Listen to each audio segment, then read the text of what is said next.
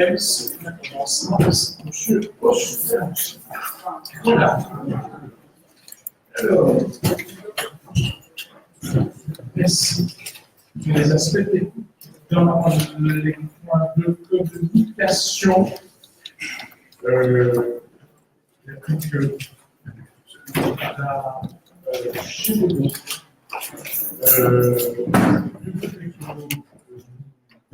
Souhaiteurs faire donner l'information, c'est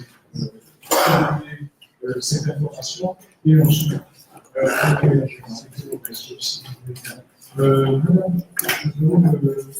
micro est à vous. Est-ce que vous pouvez aller chez un jeu? C'est gentil.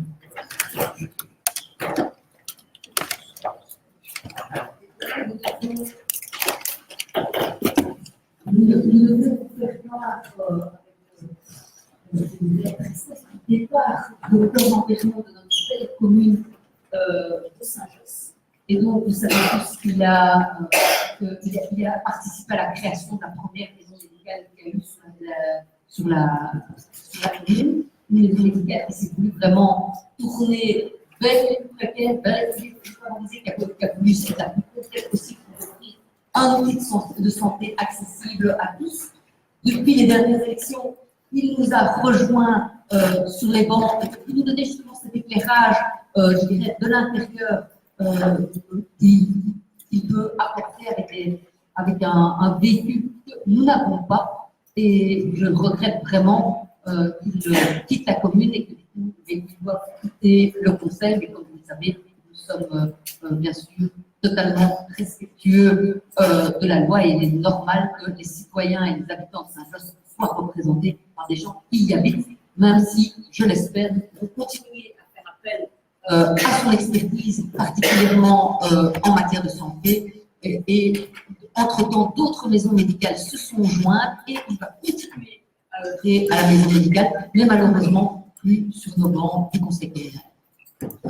Merci, Madame Jebot. Lorsque j'en ai informé le bourgmestre tout à l'heure, il souhaitait intervenir. Je vais donc le laisser formuler quelques mots à l'occasion de ce débat.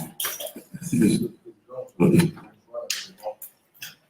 Souvent, je voudrais me joindre vraiment à Mme Zoé Jebot et dire aussi que nous regrettons M. Lampermont, Dr Lampermont, à plus d'un titre, tout d'abord, pour ce qui a été dit, votre engagement en faveur des personnes les plus fragilisées, notamment dans le domaine médical, en participant à la création de la première maison médicale, en collaboration et en parfaite collaboration avec la commune. C'était un projet exemplaire qui a été mené, qui a été bien soutenu et qui a répondu pendant des années à de nombreuses préoccupations, de nombreuses familles et de nombreux citoyens d'ici et d'ailleurs. Et puis, on a eu l'occasion de vous découvrir dans votre costume de conseiller communal. Et je dois dire que vous êtes un conseiller communal exemplaire. Et quand je me rappelle encore de votre interpellation sur les maisons médicales, c'était vraiment de la valeur ajoutée. C'était très agréable de pouvoir échanger avec vous et de suivre la réflexion. Et c'est sûr que pour l'ensemble du conseil communal et de la commune de manière générale, c'est quelque chose qui s'arrête à ce niveau-ci, au niveau de la maison médicale et au niveau du conseil, mais comme on l'a dit, j'espère que nous allons pouvoir continuer à collaborer ensemble et je vous souhaite évidemment beaucoup de succès dans cette nouvelle vie qui se présente. Merci, M. Bourret.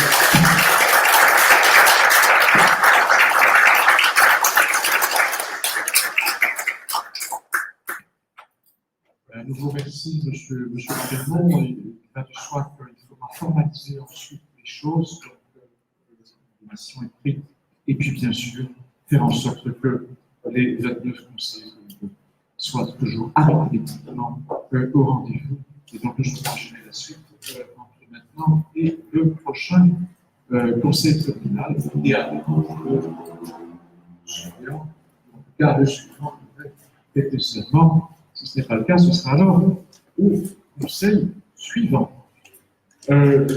Voici, je vous propose, si vous voulez bien, de passer au point suivant. Le prévu, je reste, je crois que c'est à votre invitation, que les responsables de la STIB viennent faire un exposé sur les activités de la STIB. Vous savez que nous avons surtout d'explications pour les institutions bruxelloises avec lesquelles nous sommes étroitement liés.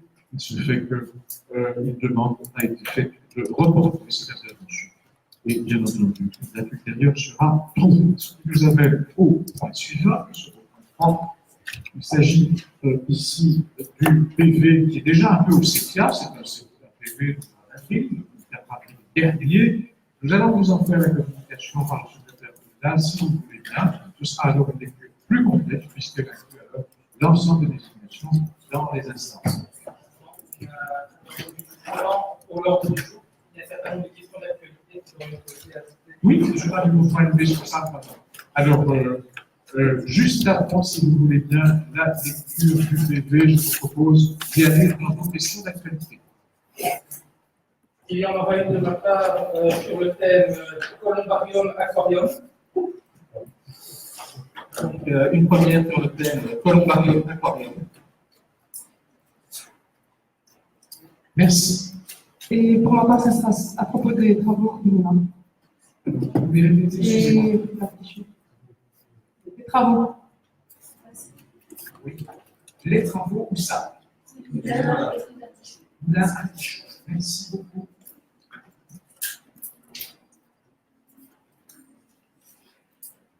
Je vous remercie. Les parcours ont été installés sur l'arche de l'église du Jésus.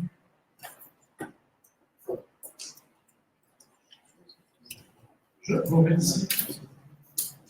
Eh bien, nous reviendrons tout à l'heure après les interpellations avec les premiers éléments de réponse à vos questions, monsieur le secrétaire communal. Le PV avec la liste de désignation des instances. Procès-verbal du Conseil communal du 24 avril 2019. Le Conseil a approuvé le procès-verbal de la séance du 13 mars 2019. De la telle quelle skulle avond onsdag van de heer Kenan Heidogan van zijn functie als gemeenteraad cette année pour onsdag aan de Le Conseil a installé M. Pascal Lemaire en qualité de conseiller communal. De raad heeft de wijziging goedgekeurd op versie 2, keukenman en restaurant op het gelijk Koosgrensstraat 113. Le Conseil a annulé la décision du collège du 18 septembre 2018 portant sur la passation de travaux au niveau de la 137 qui a approuvé la modification des cahiers des charges. De la telle quelle skulle avond de possession de l'influence de ces intérêts pour les divisions. Le Conseil a pris connaissance des décisions opératives à l'article 249 de la loi communale qui a pris la défense. De la telle de wijze van nieuwe wetcode van project ontwerpen voor de opmerking van woningen in 6 bestaande gebouwen. Le Conseil a approuvé la dotation du règlement de travaux, d'embellissement et de confort des logements communaux. De raad heeft het ontwerp goedgekeurd van de partnerovereenkomst tussen de gemeente en de Leonie d'Hortense voor de organisatie van concerten in het Chadir Museum in het kader van de cyclus Jazz Middagen tijdens het seizoen 2019-2020. Le Conseil a adopté le texte de l'accord de coopération entre la commune et la ville de Kerzali en République de Bulgarie. De raad heeft een toezichtadvies uitgebracht voor de goedkeuring van door de toezichthoudende overheid van de begroting 2019 van de Verenigde Anglicaanse Kerkfabriek voor Trinity, zoals opgesteld door de Volksraad. Le Conseil a loué à la fabrique d'église de Saint-Just un subside ordinaire et extraordinaire. Le Conseil a désigné les représentants suivants de la commune. M. Mohamed Jabour en qualité de représentant de la commune appartenant à la zone de police BTR Saint-Just au sein de la commission coordination des chantiers de la structure du localisme. M. Ahmed Bedou, représentant au conseil d'administration de l'intercommunale Sévilla et Mme Dora Ilaga, représentante effective à l'Assemblée générale de l'intercommunale Sévilla. M. Lou Abi, représentant suppléant à l'Assemblée générale de l'intercommunale Sévilla. M. Stonakji, représentant effectif à l'Assemblée générale de l'intercommunale Intercommunale. M. Akel, représentant suppléant à l'Assemblée générale de l'intercommunale Intercommunale. Madame Lumna Jabak, en qualité de représentante à l'Assemblée générale de la Société civile des Galeries Royales Saint-Hubert. Délégué de la commune au conseil d'administration des HBM Saint-Justement. M. Abed Medou, M. Bouradian, M. Philippe Baïtesté, M. Kadir Skalakchi, M. Louabi, M. Bekage, M. Fremal, candidat observateur au conseil d'administration des HBM Saint-Justement, M. El Amadani Elmeni, M. Hicham Marceau, M. Christian Debat, M. Pascal Leblanc. Représentant effectif de l'Assemblée générale et au conseil d'administration de la ville communale, agence immobilière sociale de Saint-Just, M. Premchand Kapoor, M. Philippe Boyqueté, M. Alec Lissi, M. Bégage, M. Christian Boyqueté. Madame Dora Ilunga, en qualité de représentant de la commune à l'Assemblée générale de l'ASB, Office de réadaptation sociale de Bruxelles. Madame Lubna Jabak, M. Mohamed Jabour, M. Bassambi, M. Isli, M. Louabi, M. Akiol, Madame Dora Ilunga, Madame Lydia Desto, M. Jean-Michel Landerion, Madame Marnotte, Madame Marie, Madame Cory Eglem, en qualité d'administrateur au conseil d'administration de la région de Saint-Just. Représentant de la commune au conseil d'administration et l'Assemblée générale de la Chambre locale pour l'emploi, Madame Dora Ilunga, Madame Jabak, Madame Nalmi, M. Jabour, M. Balza, M. Hassan Marceau. Représentant de la commune au conseil d'administration et à l'Assemblée générale du centre Vincent Mango, Madame Jabak, M. Jabour, Madame Duslov, Madame Ilunga, M. Skolakchi, M. Fremal, M. Disli, M. Bégard. Représentant de la commune à l'Assemblée générale de l'Académie des arts, de la parole, de la danse et de la musique de Saint-Just-CEP, Madame Jabak, M. Jabour, Madame Duskov, Madame Ilunga, Madame Nami, ainsi que Madame Lubna Jabak, M. Jabour, Madame Duskov, en tant que représentant au conseil d'administration de cette ASB. M. Philippe Boyqueté, en qualité de représentant de la commune au sein de l'Assemblée générale de Localis. M. Philippe Boyqueté, en qualité de représentant effectif, et Mme Gunens Vanessa, en qualité de représentante suppléante de la commune au sein de l'Assemblée générale du Conseil de l'enseignement des communes et des provinces. En séance avec clos, le Conseil a autorisé le Collège à assister en justice contre des locataires défaillants et à traiter les divers dossiers du personnel communal de toute catégorie communale. Merci le PDG du 24 mai. Merci beaucoup. Vous n'êtes pas en vacances, monsieur le secrétaire communal, puisque vous avez la lecture du deuxième début, celui du mois de juin dernier. Donc, sans transition, allez-y. Procès-verbal du Conseil communal du 12 juin 2019. Le Conseil a approuvé le procès-verbal de la séance.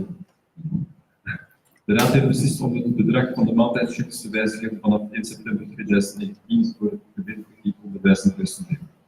Le Conseil a décidé de modifier l'horaire du département secondaire communal.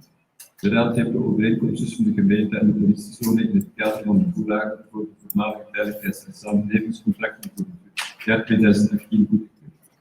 Le Conseil a adopté la convention entre la commune et la SPL Transit pour l'année 2019. De Raad heeft de overeenkomst 2019 tussen de gemeente en het Belgisch Forum voor de Preventie en Veiligheid van de Steden goedgekeurd. Le Conseil a adopté l'accord conclu entre les bourgmestres des 19 communes relatif au dimanche sans voiture 2019. De Raad heeft beslist om de gunningsprocedure te herlanceren door de verhandelingsprocedure zonder voorafgaande bekendmaking van de bouwwerkzaamheden voor passief bouw om 5 woningen met handelsgerecht gelegen leufsysteem 59. Le Conseil a approuvé l'avenant 2019 au contrat visant à promouvoir le développement économique local et régional. De Raad heeft beslist om de fiscale administratie van de Brusselse-stedelijke gewest te belasten met de heffing, de incohering, de inning en de invordering van de absentieven op de gewestelijke belasting op de inrichtingen van toeristische loges voor het aanslagjaar 2003. Le Conseil a approuvé les conventions du parti région Bruxelles-Capitale commune de Saint-Just, caissier régional relatif au compte de transit. De Raad heeft kennis genomen van de beslissingen van het college die toepassing van artikel 234 van de EU-wet. Le Conseil a pris connaissance des décisions du collège prises en application de l'article 249 de la nouvelle modèle qui a approuvé les dépenses. De Raad heeft de overeenkomst betreffende de reiniging van het gebouw op maximum 4 verdiepingen goedgekeurd. Le Conseil a approuvé les conditions et les modes de passation du marché pour le remplacement de la paraphonie et de la porte de rue de divers immeubles du patrimoine communal. De Raad heeft het principe van de prijsindexering van de schoolmaaltijden van het begin van het schooljaar van het schooljaar 2019-2020 goedgekeurd. Le Conseil a approuvé le plan de pilotage de l'école communale fondamentale Joseph Delphi ainsi que la convention d'accompagnement et de suivi du CECP avec la nouvelle école. Le Conseil a ratifié le premier appel à candidature à une fonction de directeur dans l'école fondamentale Joseph Delphi ainsi qu'au lycée du Pinel en vue de l'admission au stage de direction ainsi que les critères de sélection des candidats. Le premier appel à candidature à une fonction de secrétaire de direction au lycée du Pinel. Le Conseil a ratifié les mesures d'application des conditions légales en matière d'évaluation de la directrice stagiaire de l'école fondamentale de l'école ainsi que des directeurs stagiaires de l'école fondamentale de l'école. De Raad heeft de toekenningsformulier gewijzigd voor de gemeente tussenkomst in de inschrijvingskosten van jongeren in een sportclub voor het seizoen 2019-2020 voor jongeren van 4 tot 18 jaar. Le Conseil a approuvé la reconduction de la convention chez Taxi pour 2019. De Raad heeft de heer Jean-Michel Munier en Ahmed Moussine als contrôleurs de la jaarrekening benoemd. Le Conseil a procédé à la désignation des représentants suivants. M. Philippe a été en qualité de représentant de la commune de Saint-Josse à l'Assemblée générale et au Conseil d'administration d'Iristy. M. Émile Yves en qualité de représentant de la commune à l'Assemblée générale et au Conseil d'administration de l'école régionale d'administration publique. Mme Juliette Leclerc en tant que représentante suppléante de l'Assemblée générale du Conseil de l'enseignement des communes et des provinces. De Raad heeft een motie betreffende de steun van de gemeente voor het eisniveau van het gemeenschappelijk vakbond van het Spaarniveau.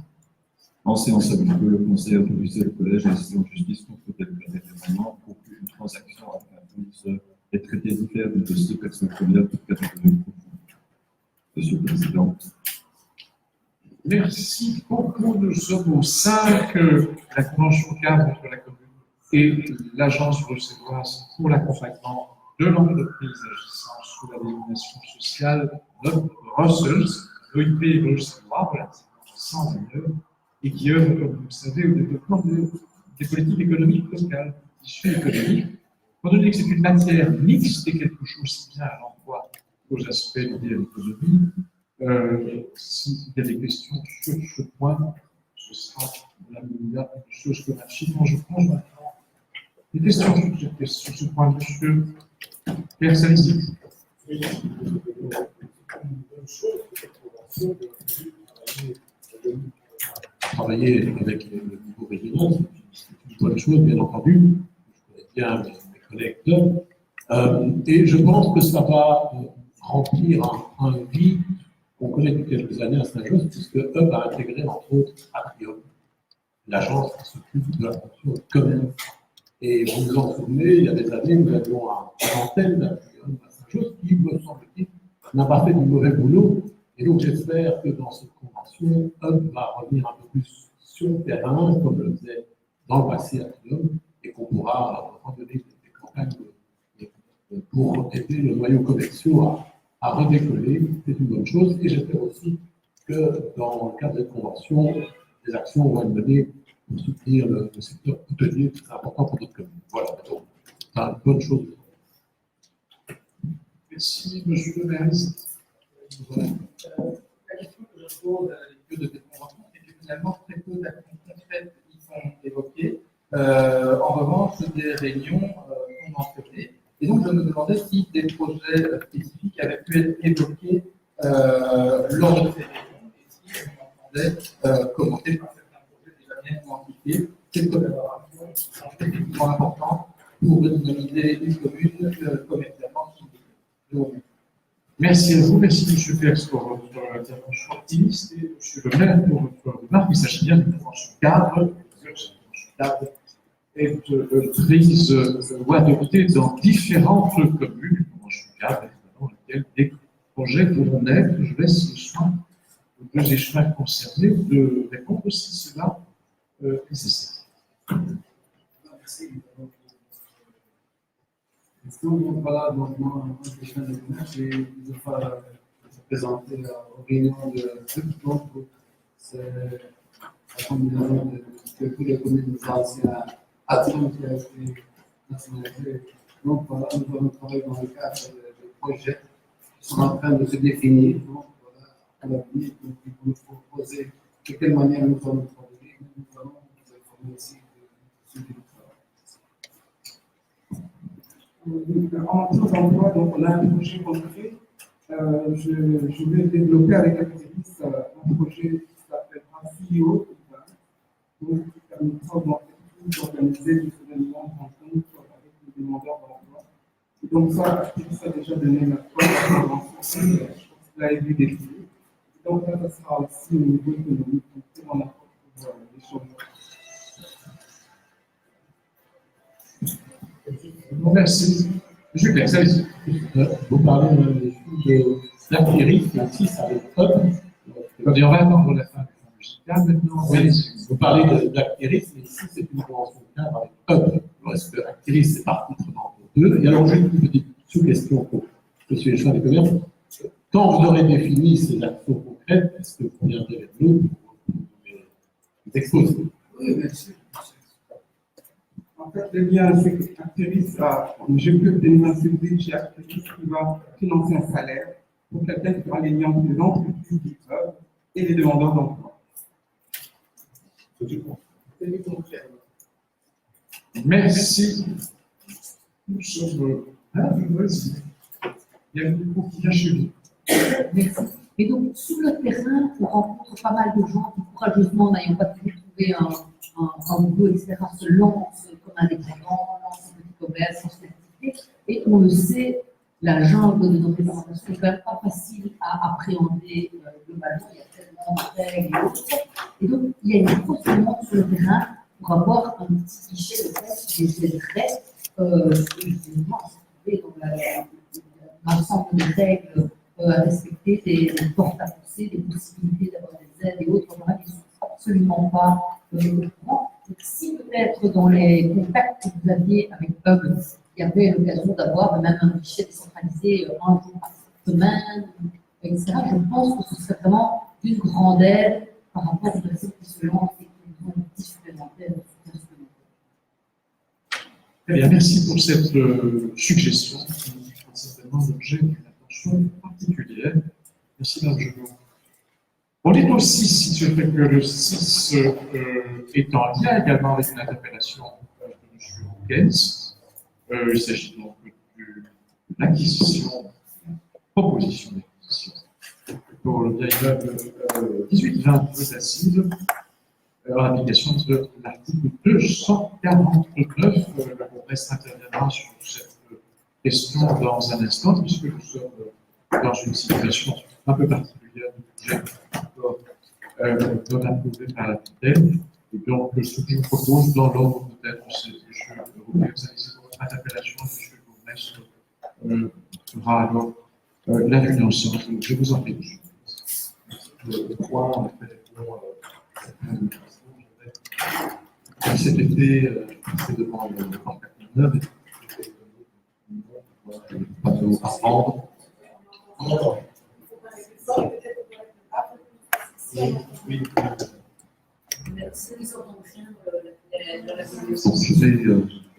Je vais parler plus fort. Donc,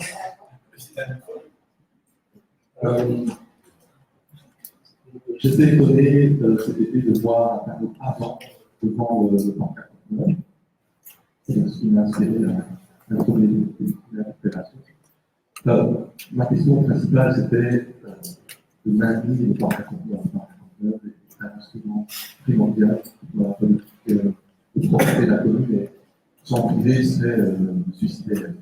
Déjà, énormément de problèmes à gérer les déchets en plus, l'absence d'un camp 49, des choses sont bien plus équipées. Donc, je me réjouis de voir que la commune a trouvé un accord avec les propriétaires pour justement acheter le terrain et pouvoir continuer à pérenniser le camp 49. Néanmoins, je me pose même certaines questions. La commune était engagée depuis 7 ans, et louait cet espace à santé propriétaire, et on savait tous que le bail avait une échéance à la fin de l'année. Donc, je suis un peu étonné de voir ce plan d'urgence en dernière minute à ce conseil. De plus que quand on regarde dans le dossier, on constate que la commune a manifestement demandé une estimation du prix de ce bien bien, en avril 2018, la région a répondu, je crois, en octobre, novembre 2018, et manifestement, il n'y a pas eu de suite, il n'y a pas eu de négociation à ce moment-là pour acheter le bien. J'aimerais comprendre ce qui s'est passé et pourquoi on doit venir dernière minute, en urgence, les achats de ce terrain. Encore une fois, c'était le mythe de la commune, dans le lieu de l'acheter, et de réaliser. Voilà, je suis un peu étonné par le timing de la façon de procéder. D'abord, je voudrais rappeler que nous sommes l'une des rares communes à maintenir un centre de déchetterie. Pour plusieurs raisons. D'abord, parce que nous pensons que les communes doivent continuer à assurer ce type de service, à savoir donner la possibilité aux habitants de venir déposer leurs déchets et très souvent redonner une nouvelle vie aux déchets. Ça s'explique aussi par l'exiguïté du territoire et la forte densité de population et des logements exigus. On n'a pas beaucoup de places pour entreposer des encombrants, etc. Donc, je pense que la pression à Saint-Just est réelle. Et donc, la commune a toujours maintenu l'idée d'avoir un traitement fonctionnel. Même si, au cours de la dernière législature, l'accord de gouvernement bruxellois proposait aux communes, dans le cadre d'une réflexion, de voir si éventuellement on pouvait céder ça à la région, pour voir si les centres de PGR ne pouvaient pas devenir des centres régionaux. Nous avons maintenu, mais ça veut dire que, au quotidien, la commune fait un effort budgétaire sans subside. Il n'y a plus de subside de la région pour le centre conteneur. Et c'est une politique essentielle. Et pour cette raison, nous avons, au cours de la fin de la législature, rencontré, je dirais, un des héritiers, un des propriétaires, pour entamer une réflexion sur la vente. Et pour, je dirais, nous outiller dans cette discussion, j'ai effectivement demandé une estimation de la région. J'ai obtenu cette estimation, mais en ce temps, j'ai demandé aux héritiers de réfléchir s'ils étaient d'accord de vendre. Il faut que tout le monde soit d'accord pour vendre. Et le mois de juillet, c'est tombé. Ils se sont mis d'accord pour vendre. Et donc, on a pris contact avec eux et nous sommes arrivés à un accord sur les principes. Aujourd'hui, nous demandons vraiment de se dire ce point qui permettra à la commune d'avoir la main sur cette partie-là de Saint-Just, où nous avons quand même une maison de repos, nous avons développé pas mal de choses, notamment de passage entre les quartiers d'Esprit et l'histoire Monsters avec le passage PIP. Et donc, voilà, c'est pour ces raisons-là, M. Roquette, que nous étions, je dirais, dans l'attente d'avoir une décision ferme, parce que sans accord de toutes les parties, il était impossible, évidemment, d'espérer même.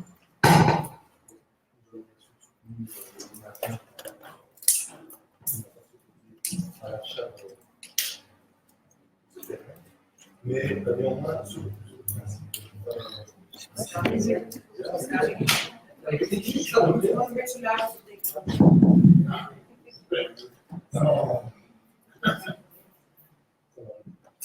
je vais parler plus fort. Donc, nous allons bien sûr voter, soutenir l'achat de ce terrain, mais néanmoins, on regrette qu'on rappelle à cet article 249, et on reviendra sur ce point-là, parce qu'à la fin du conseil, il y a un point sur différentes dépenses qu'on utilise cet article 249 de procédure d'urgence, et il y a un réel problème. Je crois que c'est Merci. Alors, dans l'ordre, j'ai vu Madame Marnaud et puis Monsieur Claire, allez-y. J'ai quand même une question par rapport à la procédure, parce qu'en fait, dans le bail qui était conclu, quand le bail d'enregistrement était conclu, il était indiqué que c'était la propriétaire qui devait, ou la propriétaire, peu la propriétaire maman, qui devait prendre contact directement avec la commune en cas de volonté de vente, parce que la commune avait un droit de préemption. Donc, est-ce qu'on va comprendre que la commune n'a pas levé ce droit de préemption à l'époque, ou bien simplement que la propriétaire a oublié d'avertir la commune, enfin, les nouveaux propriétaires ont oublié d'avertir la commune de leur volonté de vente. On a été plusieurs mois de vie. Monsieur Perks. J'avais encore une autre question, qui me permettait. Oui, je vois que dans le bail, il était prévu de créer un terrain de pétanque pour les personnes de la maison de repos en face, qui semble être une très très bonne idée. Donc, c'est il y a 27 ans. Et je voudrais savoir si cette idée de permettre pour les personnes de la maison de repos d'avoir un terrain de pétanque est toujours d'actualité, parce qu'en réalité, c'est une occupation qui est assez chouette pour tout le monde et qui est intergénérationnelle aussi. Il ne me semble pas avoir vu un terrain de pétanque accessible. Vous en avez besoin dans la maison de repos? Oui. Ah ben, je ne l'ai pas. Vous avez compris. Merci beaucoup. Voilà, vous posez des questions, je vais répondre. Monsieur Perks. Voilà, pour ce qui est du terrain de pétanque, je dirais, heureusement, on n'a pas fait un défi. Parce que c'est des vraiment dangereux. Bon, mais donc, il fallait trouver un autre endroit. Par contre, vraiment, mes collègues d'écolo, c'est une bonne chose, on tout calmera. Et pour une fois, je pense qu'il y a souvent l'urgence à tort et à travers, mais cette fois-ci, Je ne vois pas très bien ce qu'on peut reprocher à cette urgence, il y a urgence à acheter ce terrain parce que cette déchetterie, et je l'utilise moi-même, c'est un dispositif indispensable pour une commune qui connaît quand même beaucoup de déchets clandestins. Voilà, merci. Je vous remercie. Dernière intervention, monsieur Le Pen. En réalité, je me posais la question, il mentionnait que l'acquisition se ferait. Malheureusement, l'information sur l'état du second niveau est ce qu'il est. Et donc, utilisez, vous avez tous à peu près des expériences de ténor. Et donc, allez-y, poussez la voix si vous voulez. Nous allons donc essayer de procéder de cette manière. Donc, ma question est la suivante. Il est mentionné dans le dossier qu'il est envisagé de faire recours à l'emprunt pour procéder à cette acquisition.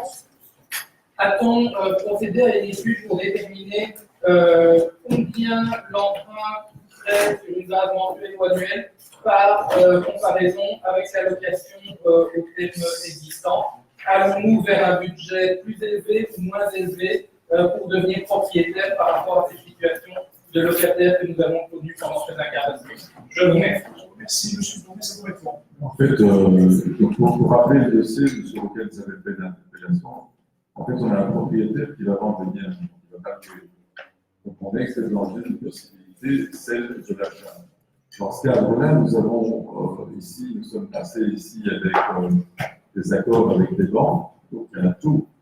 Donc, à chaque fois que nous contractons un prêt, nous savons exactement ce que nous allons payer. Et quand nous contractons un prêt, nous avons un effet, évidemment, à l'ordinaire, à partir des années qui viennent, puisque c'est un contrat, ça de 20 ans, de 25 ans, il y aura un effet, évidemment, report sur les budgets ordinaires à partir de 2020, 2021, etc. Mais encore faut-il que l'acte soit passé. Ici, nous en sommes encore à un engagement sur le principe de la commune de prendre l'autorisation du conseil communal pour aller signer le compromis.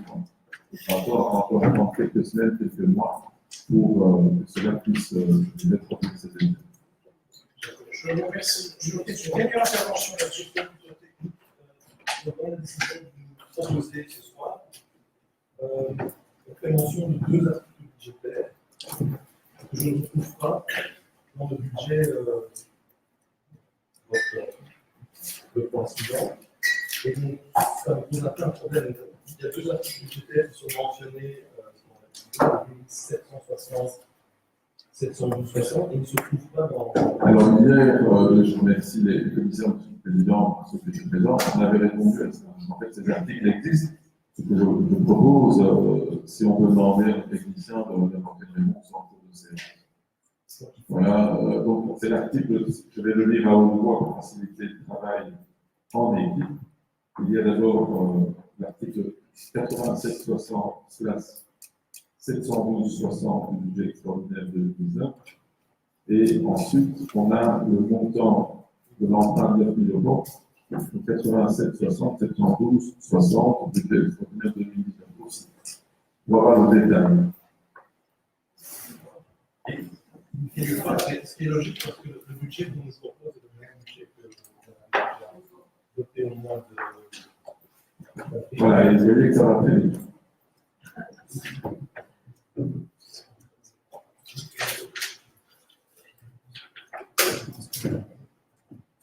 l'article existe dans le budget du mois de mai qui a été repris dans le budget de ce soir, c'est le même, il n'y a pas eu de changement. C'est l'article 000/712-60. Et puis c'est le 87. Est-ce qu'on peut le montrer dans le cahier? Parce que, voilà, on va vous le montrer dans le cahier, Monsieur le Président. Je vous remercie. Nous annonçons, si vous voulez bien, nous sommes sur les 3 points suivants. Le secteur T9 concerne le budget. Nous avons d'abord la précaution classique que nous prenons concernant le budget provisoire, puisque nous sommes dans ce régime pour l'instant. Et je vous remercie, nous prolongeons le régime des budgets, n'est-ce pas? Voilà, Monsieur le Président, les 3 points qui concernent le budget, c'est donc le 7, le 8 et le 9. Je fais un commentaire général sur les 3 points, si tout le monde est d'accord. Donc, effectivement, c'est évidemment l'habitude et la tradition. Tant qu'un budget n'est pas voté, on vote les dossiers provisoires au cas où. Ça ne veut pas dire qu'on va actionner à la fois les décisions provisoires et un budget voté. Si le budget est voté, nous n'actionnons pas évidemment les décisions provisoires. Le point numéro 8 concerne évidemment le budget de l'exercice 2019. Nous avons, je rappelle, eu une décision de la tutelle qui est de suspendre le budget suite à un recours qui a été introduit par un conseil communal. Et dans ce cas, la tutelle a demandé à la commune de répondre à certaines remarques. La première, c'était au niveau du comité CPRS commune. La réunion n'avait pas été tenue formellement. Nous y avons pallié la réunion et le 14 août dernier, où nous avons pris, je dirais, un certain nombre de décisions ensemble. 2, c'était évidemment de remettre les documents en temps et en heure. Il y avait là une interprétation, et nous avons maintenant une décision de la tutelle que nous n'avons pas interprétée, mais nous avons des arguments, et aussi de la même manière sur le rapport au niveau du personnel. Donc, aujourd'hui, nous revenons vers vous après discussion avec la tutelle, et la tutelle, évidemment, entend que nous déposions le même budget. Donc, c'est le même budget que nous avons déposé, sans changer une virgule à point. Pour cette raison-là, Monsieur le Président, Mesdames et Messieurs les conseillers, je ne fais aucun commentaire additionnel puisque j'ai déjà été avec vous et en longueur il y a eu un débat au mois de mai. Je propose de renvoyer le compte analytique du mois de mai. Et hier, nous avons tenu une réunion brève. J'ai quand même souhaité qu'il y ait des commissions réunies, que j'ai présidé moi-même, pour éventuellement répondre à des questions techniques. Et à cet égard, si vous le permettez, je voudrais répondre à des questions qui ont été posées, notamment par un de vos conseillers communal, M. Pascal Lebert, qui a fait travaux depuis, et qui lui était venu à la réunion pour poser sa question technique. Il s'agissait notamment d'une rétrocession vers un montant de 8 000 €. Vous aviez posé la question de savoir pourquoi, à quoi servent ces 8 000 €. Et d'après une première investigation hier, je vous ai dit que c'était pour pousser l'environnement. En fait, c'est un projet porté par notre échine, c'est d'avoir des espaces verts qui soient accessibles par des personnes avec leurs chiens.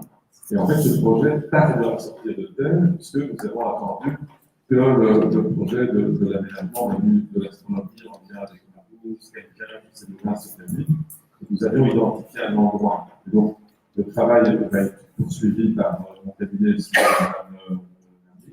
et évidemment, nous mettons une recette, nous recevons cet argent, et comme cet argent nous l'avons pas utilisé, nous devons mettre un article pour rembourser. Et si vous avez été attentif, selon le secteur, vous verrez que cet article n'existe pas en 20 et 21. En espérant qu'on ne va pas engager ce budget et qu'on ne fera pas comme en 19 de rembourser.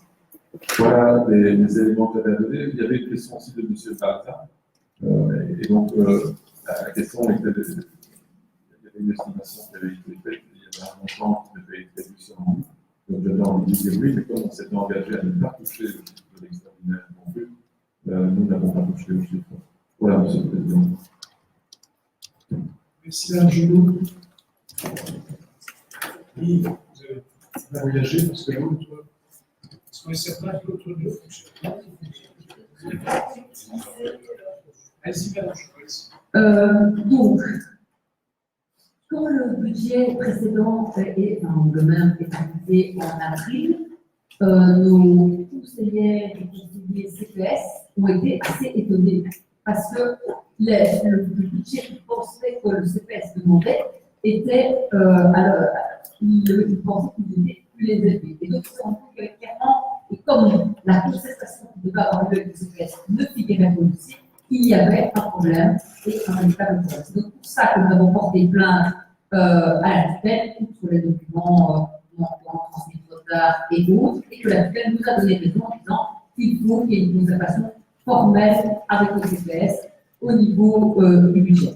Entre-temps, cette concertation formelle a eu lieu, mais les résultats de cette concertation formelle avec le CPS nous inquiètent vraiment, puisque en 2018, le budget du CPS était de 10,5 millions et on le baisse à la dotation de la commune passe à 9 millions. Donc 1,5 million de moins qu'en 2018. Et dans une commune comme Saint-Josse, où nous avons quand même de nombreuses personnes qui ont besoin, je dirais, de l'aide classique du CPS, mais aussi de véritable soutien, de véritable accompagnement et qu'on puisse mettre des projets sur pied pour les soutenir au mieux, cette nouvelle d'une diminution importante de la dotation de la commune est vraiment pour nous une mauvaise nouvelle. Et donc, suite à la réunion de concertation qui a eu lieu avec la commune et qui a abouti à cette diminution de la dotation du CPS, eh bien, le budget 2019 va devoir être amputé de 15% de frais d'administration au niveau du CPS. Je ne sais pas très bien, parce qu'on avait eu l'occasion d'en discuter ici, on avait dit que, par exemple, s'il y avait des chèques repas qui augmentaient à la commune, bien sûr, nous avions dit c'est important que ce soit aussi le cas au CPS et le collège avait en effet dit que ce serait important. Est-ce que ces chèques repas vont effectivement être accordés au CPS dans ce cadre? Même chose avec la réduction du temps de travail pour les personnes plus âgées. Si on l'a fait à la commune, il faut pouvoir la faire au CPS. Avec une enveloppe rabotée, est-ce que ça va être possible? Et donc, clairement, ces 15% de frais d'administration en moins au niveau du CPS, ça veut dire 15% de soutien en moins des personnes qui en ont le plus besoin, puisqu'il peut y avoir le remplacement d'un chef technique, un engagement d'un contrôleur qualité, etc. Un assistant social volant qui puisse remplacer les personnes malades, parce qu'on le sait, les assistantes sociales de première ligne, mais c'est un métier épuisant, et donc il y en a partout qui, épuisés, ne peuvent pas toujours être au poste, mais l'assistante sociale ou un assistant social qui n'est pas au poste, eh bien, c'est des demandes d'usagers qui ne peuvent pas être suivies. Donc, ce projet d'avoir un assistant social volant était une excellente chose. On parle aussi d'une baisse de la contribution à la caisse de pension. Donc là, ça veut dire clairement que c'est quelque part de l'argent qu'on ne met pas de côté pour le personnel. On parle de ralentissement des travaux d'appui des plantes. Le bâtiment d'appui des plantes, il est attendu depuis avant 2012. Donc, je ne vois pas comment est-ce qu'on va pouvoir ralentir encore plus ce projet. Le report d'investissement, du fait de faire un troisième en tout, il y a vraiment une série de choses qui devraient, au lieu d'une diminution, devraient y avoir une augmentation.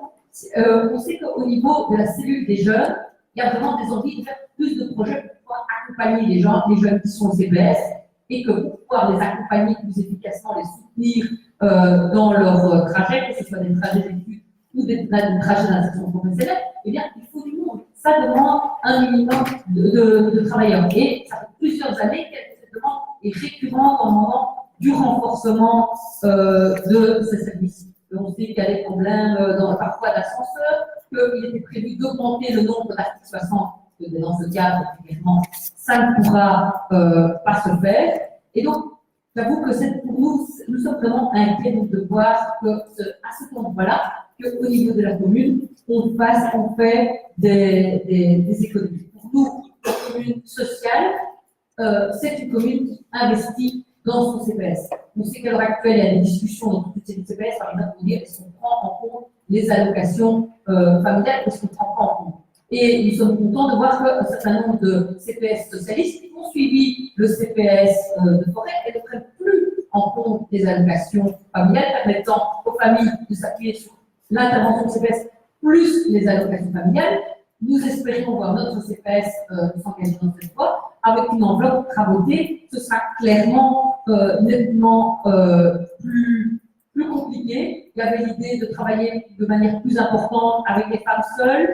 Il y avait l'envie de pouvoir continuer à développer des dynamiques avec les voisins. Là, clairement, le fait de dire plutôt que 10 millions et demi, nous ne vous donnerons que 9 millions cette année, eh bien, ça pose des difficultés de dire. De toute façon, on a dû fonctionner en 12e provisoire si longtemps et on n'a pas pu lancer de nouvelles politiques.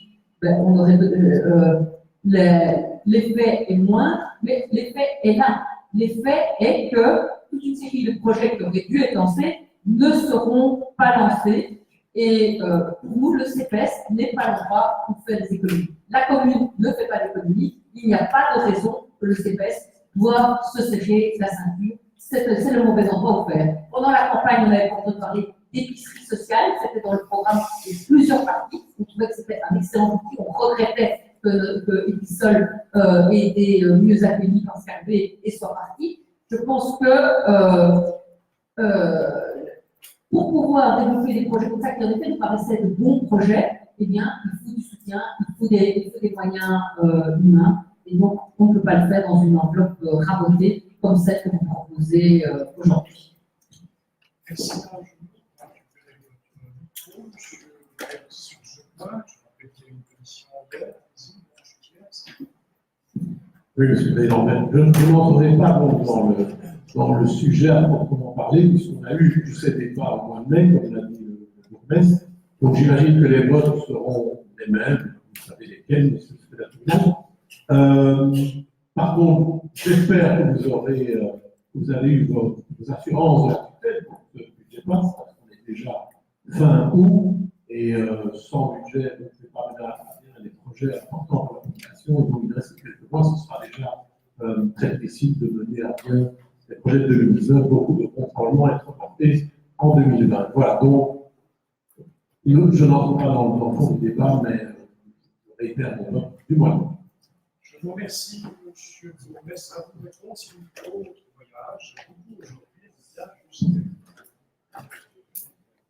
Monsieur le Président, je vais répondre d'abord à M. Flex qu'il a raison. Il devait investir et développer des services et répondre aux besoins de la population, ça passe par le budget. C'est un acte important. Et effectivement, nous n'avons rien changé puisque nous avons eu un dialogue constructif avec la région et c'est dans ce terme-là que nous travaillons. Évidemment, personne ici ne pense que je suis d'accord avec Mme Monod par rapport à ces propos. Dans votre présentation des choses, vous ont été expliqués les comptes 2018, le CPS au niveau du compte 2018, avec 4 millions, plus de 4 millions d'euros de bonus. C'est rien, 4 millions. C'est rien. C'est énorme. Et donc, quand nous avons dû faire l'estimation du budget 2019, nous avons tenu compte du fait que dans le passé, ce qui a été les dépenses très fortes au CPS, c'est les investissements pour la maison de repos. Celles-ci ont été consenties pendant des années, nous ne les faisons plus. Alors, il est de mauvaise foi de croire que nous ne pouvons pas faire l'antenne du CPS en Quartier-Nord. On a eu un problème avec les sols pollués. Ce n'est pas la faute du CPS. Les sols étant pollués, il fait des études, des compléments, mais le dossier sortira peut-être. Donc, rien ne mettra en cause l'action sociale menée par le CPS. Les articles 60, je sais que pour l'avenir, il y a une demande d'augmentation des articles 60. On travaillera avec cette législature à augmenter le nombre d'articles 60 par rapport aux autres communes qui le font déjà énormément. L'antenne du CPS, je l'ai dit, c'est une priorité du CPS. La commune soutiendra évidemment la création d'une antenne dans ce quartier. Et sans attendre, je dirais, la création de cette antenne, nous avons décidé de mettre à la disposition du CPS les nouveaux locaux créés par PLI au point de la rue du Brabant que de la PLI pour déjà développer les actions sociales dans le quartier. C'est un acte fort que nous posons en attendant la construction d'un nouveau bâtiment pour le CPS. Sur l'échec de bail, il est bien entendu que ce que nous faisons au niveau communal est déjà inscrit au niveau du CPS, nous ferons. Et de la même manière, nous sommes la première commune à aller aussi loin en matière de réduction du temps de travail. Quand on a plus de 55 ans, on pourra, si on le souhaite, et si on a l'accord du service de la commune et du CPS, travailler 4 jours sur 5, tout tout en gardant le même salaire et en assurant au niveau des autorités l'engagement de demandeurs d'emploi et de ceux qui que ce soit des jeunes. Ça aussi, c'est intégré. Donc ici, nous sommes en 2019, les 9 millions que nous mettons sur la table, ce sont de l'argent que nous mettons sur ces politiques. Et quand bien même il devait y avoir à un moment donné un dépassement ou une insuffisance, mais la commune est là. Donc la commune est tout à fait en droit de demander qu'on ne thésaurise pas dans les entités. Tout à fait dans son droit de le demander, ça reste la maison mère. C'est la commune, c'est la même entité. On parle d'une même entité, vous savez, il y a des régions aujourd'hui qui ont décidé de tout faire fusionner. Il y a des communes à Bruxelles qui ont décidé de mettre en mutualité le service du marché public du GRH. Nous n'en sommes pas, nous faisons ça. Nous avons confiance totale au fonctionnement de CPS aujourd'hui. Mais nous devons aussi tenir compte des chiffres. Les chiffres en 2018, c'était plus de 4 millions d'euros de dons. Donc cette année, en accord avec les dirigeants du CPS, la commune a décidé de mettre 9 millions sur ce place et on verra les années prochaines. C'est le président pour cette année. Je vous remercie. Une dernière intervention à jour, puis ensuite nous passons en vote. Merci. Et donc, clairement, pour pouvoir mener à bien des projets.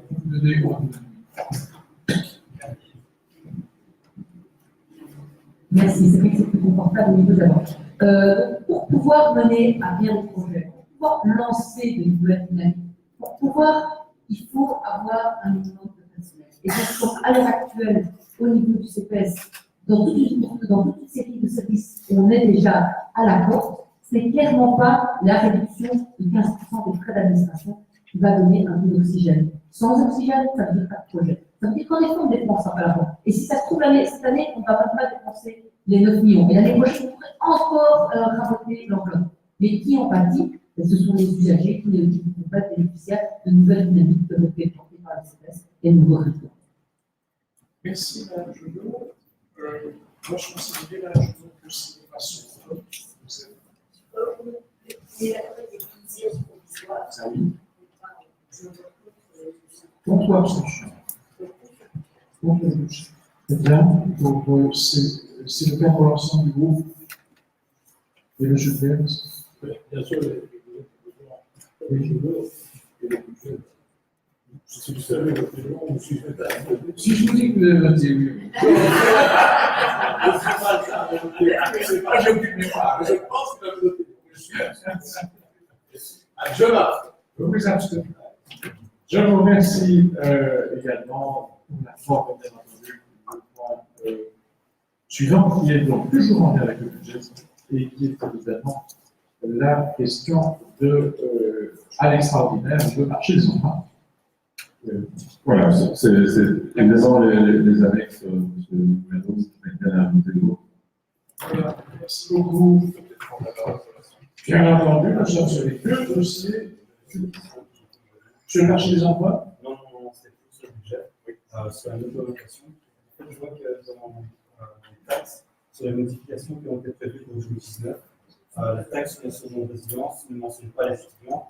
Et en décembre, quand vous l'avez présenté, vous avez dit qu'il y a la possibilité d'avoir une exonération pour les étudiants, dont ceux qui bénéficient du nécessaire. Alors, on n'a pas encore fait. On n'a pas encore fait, mais le principe a été étudié. On n'a pas encore fait. Nous reviendrons en fin d'année avec certaines modifications. Voilà. Parce qu'en fait, c'est la fin de l'année qu'on utilise souvent pour les modifications de redevances, taxes, etc. Parce qu'on préfère travailler sur base d'annualité. Merci pour votre question, Julie. Sans transition, les Otis et 11 sont les deux points concernant la question de la constitution. Merci, Monsieur le Président. En fait, deux points, je vais être positifs. On sait l'importance de la maison de la famille dans le dispositif social de la commune.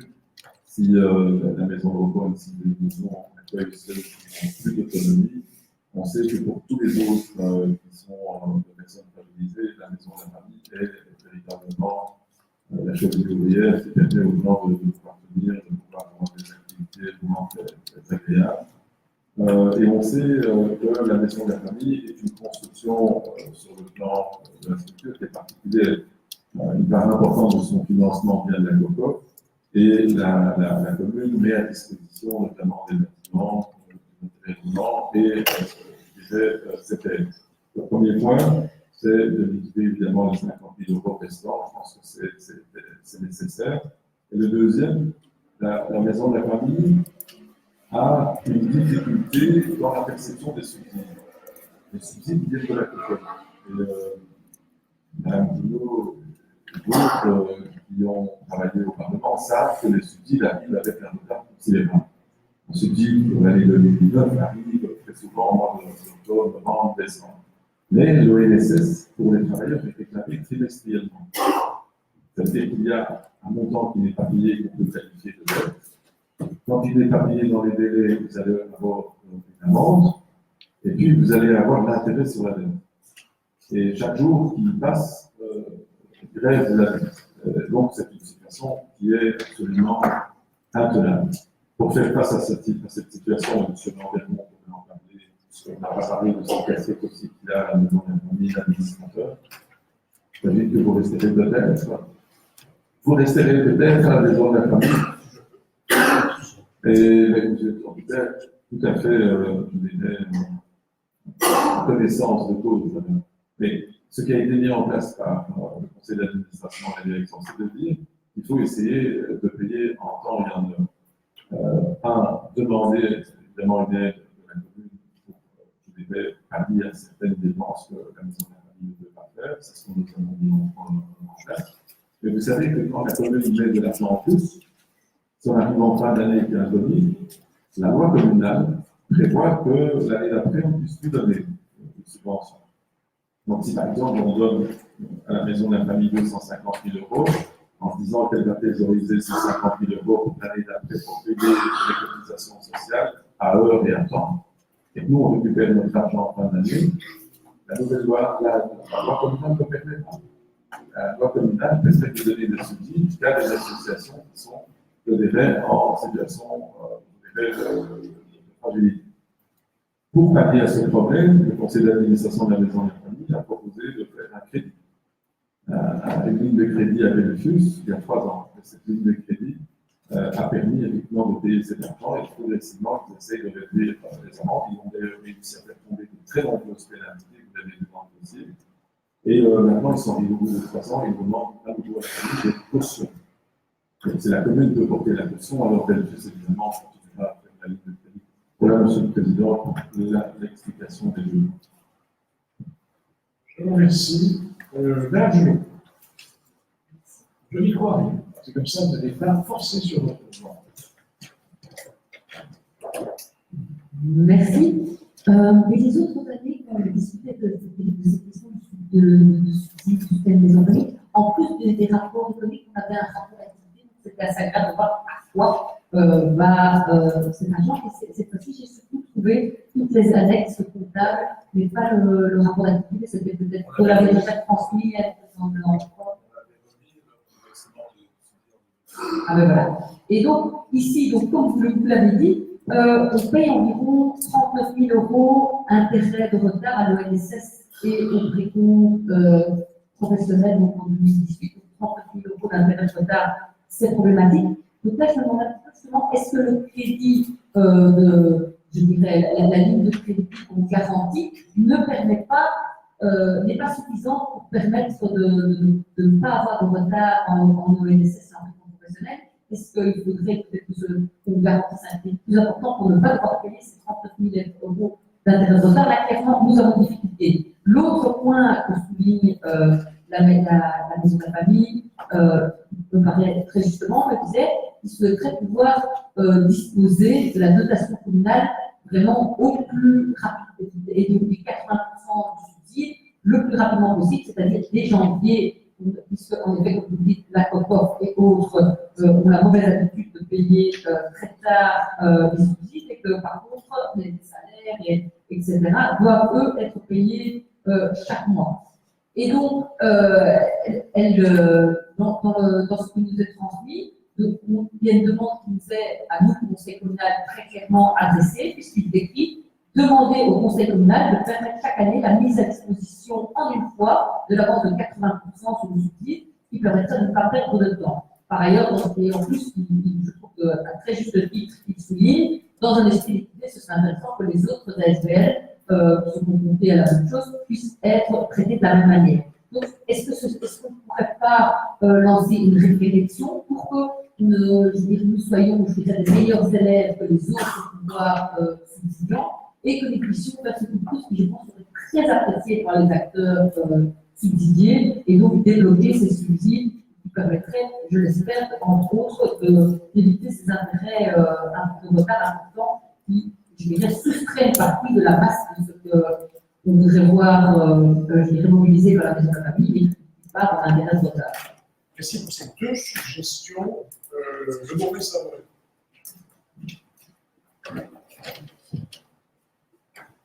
Concernant la budgétaire, elle doit servir progressivement à diminuer évidemment cet endettement, ce retard pris dans le versement de l'organisation sociale et professionnelle. Mais parfois, il y a des imprévus. Il y a des imprévus parfois positivement. Par exemple, quelqu'un a légué une partie de son patrimoine à la maison de la famille, ce qui a permis de descendre les chiffres de l'endettement. Mais ce travail est un travail qui est vraiment quotidien. Quant à augmenter la ligne, c'est une discussion que le CA doit avoir avec la banque, mais je crois que c'est le maximum de lequel ils ont pu aller à ce stade. De noter la question de la commune, parce qu'une banque, qui regarde le patrimoine, ils n'en ont pas. La seule chose qu'ils peuvent voir, c'est la question de la commune, mais ils ont quand même des limites, puisque vous savez que les banques sont de plus en plus difficiles dans les emprunts. Sur la suggestion, en fait, on l'a mis en œuvre, on la met en œuvre non seulement pour la maison des familles, mais pour les autres associations, et surtout pour les services communaux. Sur l'avance, en fait, l'idée aujourd'hui, et c'est une communication évidemment qui nous concerne tous, c'est de venir avec les comptes et le budget pour le mois d'octobre. Nous allons venir avec le compte 2018 et le budget pour le mois d'octobre, ce qui va nous permettre normalement de pouvoir entamer le nouvel an avec un budget qui pourra être engagé tout de suite. À ce moment-là, dans la maison de la famille, toutes les associations, qui vous verrez les engagements extraordinaires vont commencer. Donc, je pense, la meilleure chose à faire, et nous reviendrons évidemment en modification budgétaire au premier, voire début du deuxième trimestre, s'il y a lieu de modifier, puisque c'est M. Muret qui m'interprète sur la redevance, il y aura des changements, mais on peut difficilement faire des changements tous les 3 mois, tous les 6 mois, c'est impossible. Nous avons préféré faire des changements au niveau des taxes, au niveau des redevances en fin d'année, travailler sur base annuelle. Et ces changements auront un impact sur les recettes et sur les subsides. Et ça nécessitera évidemment une modification de ce président. Oui, un commentaire supplémentaire.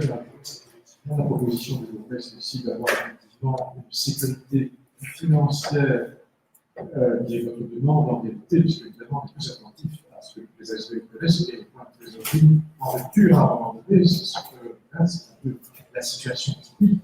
C'est vrai qu'effectivement, les jeux structurels, c'est évidemment le plus vite possible dans l'adoption du budget et dans le calendrier indépendamment de tout ce qui peut être. Je vous remercie. Moyennant ces échanges, puis-je considérer que le 10 et le 11 sont adoptés sur ce point, sur ces points d'amendement. Le niveau varié. Ah, vous avez juste. Oui, voilà. On va voir notre sponsor, c'est bien. Donc, les dernières questions concernant la caution solidaire qui avait déjà été donnée à la maison de la famille et qui la pourra proposer. Je voudrais justement être plus à l'aise dans cette activité. Je me posais la question pour la commune de Saint-Geusse, pour savoir dans quelle mesure il n'y avait pas une mission marché public qui pouvait s'appliquer aussi pour ça. Il était de 3 pièces, n'importe quelle ASBL qui demandait à la commune de Saint-Geusse, elle aussi, s'occuper de ce solidaire. Comment est-ce qu'on budgétise ça déjà dans notre budget? C'est pas l'impression pas probable, mais possible, etc. Donc, comment est-ce que ça peut apparaître Je vous remercie. D'abord, avec beaucoup de prudence, parce que tout le monde peut faire des dons. On est en droit et en démocratie, chacun fait des événements. Il s'agit de la maison de la famille, qui est une émanation directement de la commune de Saint-Geusse à l'initiative du bourgmestre Nicolet. S'agissant de la maison de la famille, nous serons côté de la maison de la famille parce que c'est une émanation essentielle pour la population et parmi elles, les personnes les plus fragilisées, je pense aux seniors, mais aux personnes malades. Donc, ce n'est pas n'importe quelle association. Ensuite, par rapport à l'impact, il n'y a rien dans le budget, me semble-t-il. La caution, c'est la commune qui offre sa garantie. Si il devait y avoir un manquement de paiement du crédit, la banque peut se tourner vers la commune et réclamer. À ce stade, nous n'avons jamais eu à subir ce genre de situation, parce que la maison de la commune a chaque fois honoré ses engagements vis-à-vis de Belfus. Je rappelle que Belfus est un partenaire de l'administration des communes belges. Donc voilà, il n'y a pas d'éléments tangibles écrits dans le budget par rapport à cette situation particulière. On peut parler effectivement de risque. Peut-être un commentaire complémentaire, une question pertinente, c'est le fait que dans l'ajustement budgétaire, si effectivement la probabilité devait se réaliser, effectivement l'ajustement budgétaire sert aussi à ça. Donc, voilà. Je vous remercie pour ces échanges sur le 12 et le 13. Cette nouvelle configuration, c'est la dernière fois que je me rappellerai c'est effectivement de votre fait que le splittage, comme on dit en bon océan, s'est fait entre les deux points sur la décision, le 234 et le 236. Là, sur les points d'information, et ensuite vous aurez le loisir d'échanger sur les motivations et cas échéants de recours à l'urgence pour des décisions du collège au point 13. Nous y avons sur le 12 des questions. Allez-y, monsieur. Oui, donc je constate qu'il y a plusieurs points relevant de chaufferie et de chauffage à rénover, à remplacer ou à entretenir. Donc, j'en ai déjà brièvement discuté avec les femmes propriétés, mais la question, je souhaitais aussi la poser publiquement parce que ça peut être d'intérêt public. La première était au niveau des entreprises qui étaient retenues. On constate que ce ne sont pas forcément les mêmes entreprises qui sont sollicitées dans ces procédures dans lesquelles la commune fait appel directement à un certain nombre de sociétés. Donc, la question était de savoir, est-ce qu'on n'essaye pas de toujours utiliser le même pool d'intervenants de confiance? Pourquoi c'est différent pour des travaux qui, à première vue, semblent finalement similaires? Ça, c'est un point. Et un deuxième point, vous vous souviendrez que M. Roukens avait, il y a quelques temps, déjà pointé qu'il était assez surprenant de voir solliciter des organisations n'existant plus dans le cadre des marchés publics. Et on constate, une fois encore, que Joïsère, à savoir donc le musée d'art contemporain de nos jours, est sollicité pour l'achat de véhicules utilitaires. On avait signalé le problème, on avait signalé la question il y a quelques temps. C'est vrai qu'on constate qu'il n'y a pas eu de mise à jour de la liste. Ce qui veut dire que finalement on se ferme des possibilités d'entrer en contact avec certains commissionnaires, ce qui est évidemment contraire à l'esprit souhaité par la législation sur les marchés publics. À défaut d'être contraire à la loi. Est-ce qu'on pourrait, s'il vous plaît, demander aux services compétents de procéder à un petit contrôle quant à la validité des listes qu'ils utilisent pour faire appel à des commissionnaires? La Banque Carrefour offre un service sur une page internet très efficace, Banque Carrefour des entreprises, pour contrôler ça. Donc, ça ne mange pas de pain, ça peut aller au mieux. Dernier élément aussi. Et là, je reviens aux chauffagistes. J'ai fait une recherche Google, j'ai vu qu'il y avait 3 noms de chauffagistes enregistrés sur la commune de Saint-Georges. Aucun ne figurait dans les sociétés sollicitées. Nous avions déjà évoqué il y a quelques mois au niveau du écolo le souhait de voir le plus souvent possible les intervenants de nos droits sollicités parce que ça nous semble pertinent pour le développement économique de la commune. Et donc, nous souhaitions rappeler ce point. Même si nous pouvons comprendre que dans certains cas, les prestataires présents sur la commune ne peuvent pas répondre aux attentes, mais en tout cas, on souhaiterait, pour certains des travaux, on aurait pu penser qu'ils étaient compétents. Voilà. Je vous remercie. C'est un trio de questions, M. Lorenz ou M. Sophie?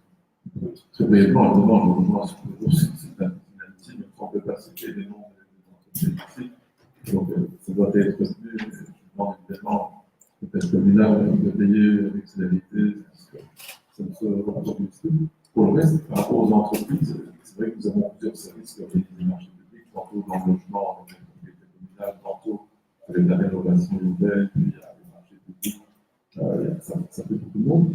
Mais parfois, même entreprise n'a pas la capacité en personnel à assurer 3 chantiers, 2 chantiers, 5 chantiers. Donc, il faut laisser aussi l'appréciation à l'administration de pouvoir interroger d'autres entreprises. Et je dirais, parfois, nous avons aussi compté de votre marque sur le genre de conseil communal, certains conseils communaux qui disent mais pourquoi c'est toujours telle et telle entreprise qui vient récemment. Donc, il faut trouver le bon équilibre entre le travail bien fait, mais éviter d'être dans des habitudes, parce qu'à un moment donné, aussi, on doit tout le temps veiller à ce que les conditions du marché soient respectées. C'est pour ça que nous demandons, et nous réinsistons à chaque fois collège, il y ait une diversification des entreprises pour être sûr que le travail soit fait, parce que vous savez, dans le domaine de la construction, dans le domaine de la rénovation, vous savez, quand vous faites ça chez vous, et vous en particulier, vous avez la gestion d'un bâtiment, vous savez que théoriquement, c'est quelque chose qui est imparaissable, mais une fois qu'il faut faire appel au corps de métier, c'est une autre vie qui commence, et une vie qui doit être faite notamment. On essaye au maximum de répondre. Voilà, monsieur le maire, monsieur le président. Merci pour vos éléments de réponse. Je rajouterai également que le législateur, notamment en matière de marché public, prévoit en faute de sécurité sur le fonctionnaire à l'égard ici dans les contrats publics, là où il y a finalement des prestataires défaillants. Elles sont pas liées, il existe en place des agréments, des deux catégories, tout simplement pour la continuité de sécurité de la prestation, parce qu'après, vraiment, gérer, soit je peux être poussé à faire un moment, des chantiers après, faute de défaillance déclarée, ou tout simplement faillite déclarée, ça c'est un véritable souci. Monsieur, auquel souhaitait intervenir?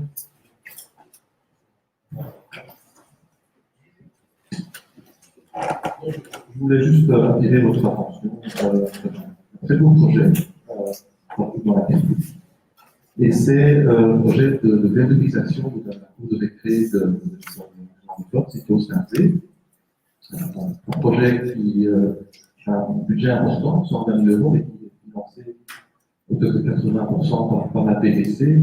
Et donc, en gros, l'idée, c'est de rendre les cours de récré moins minérales, plus agréables, apporter plus de verdure dans une commune qui est très urbanisée. Et je me posais la question si on peut faire le même exercice pour les cours de récré dans les écoles francophones. Je ne sais pas s'il y a des subsides similaires à la COCOF. Justement, il y a des subsides prévus au sein du BNC, mais je crois qu'il serait un plus de faire un effort, de réfléchir à réaliser des cours de récré de nos écoles francophones. Et si le professeur ne pouvait pas?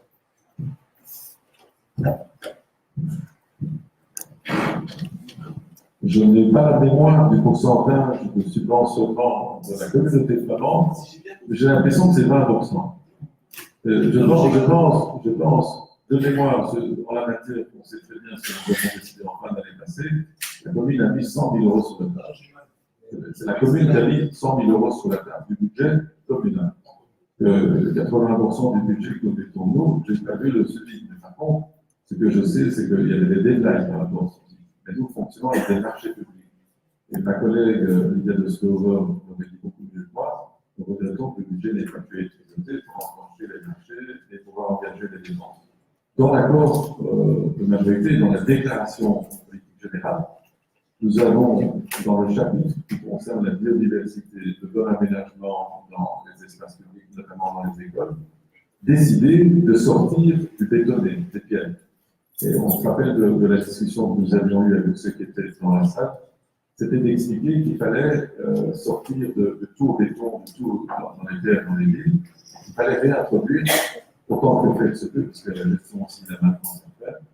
Et nous avons décidé de faire en priorité dans toutes les cours d'école. Et donc aujourd'hui, l'école en Afrique et la crèche néerlandophone actuellement va être réfléchie dans ce sens-là. Et dans le cadre de toutes les rénovations d'écoles que nous ferons, nous allons veiller à ce qu'il y ait à chaque fois la biodiversité qui soit présente, parce que c'est quelque chose qui contribue à l'oxygène, à la qualité de l'air, on en a souvent parlé avec les visions solaires, mais aussi au cours de biologie, au cours de physique, à faire que dès le plus jeune âge, l'enfant est confronté à certaines choses. À l'école en équipe, il n'y a rien. Il n'y a que des nuls et des pierres, ce qui est assez difficile à vivre pour un enfant. Donc, nous avons déjà une nouvelle école, c'est l'école en Afrique. Je n'ai pas besoin de vous dire que pour la nouvelle école, c'est déjà intégré à tous les étages, parce que là, ça se fait avec une destruction, une construction avec les ordonnances de la région qui est développement aussi. Donc, on va dans ce sens-là, M. Soubiens. Alors, nous n'avons pas encore investigué, mais j'ai aussi imaginé que l'accord de l'Amérique régionale prévoit, dans le cadre de la création d'espaces verts dans les écoles, des aides. J'espère qu'elles seront à la hauteur de ce que nous faisons, parce que ça coûte quand même quelques montants. Merci de vous passer point 13, une question concernant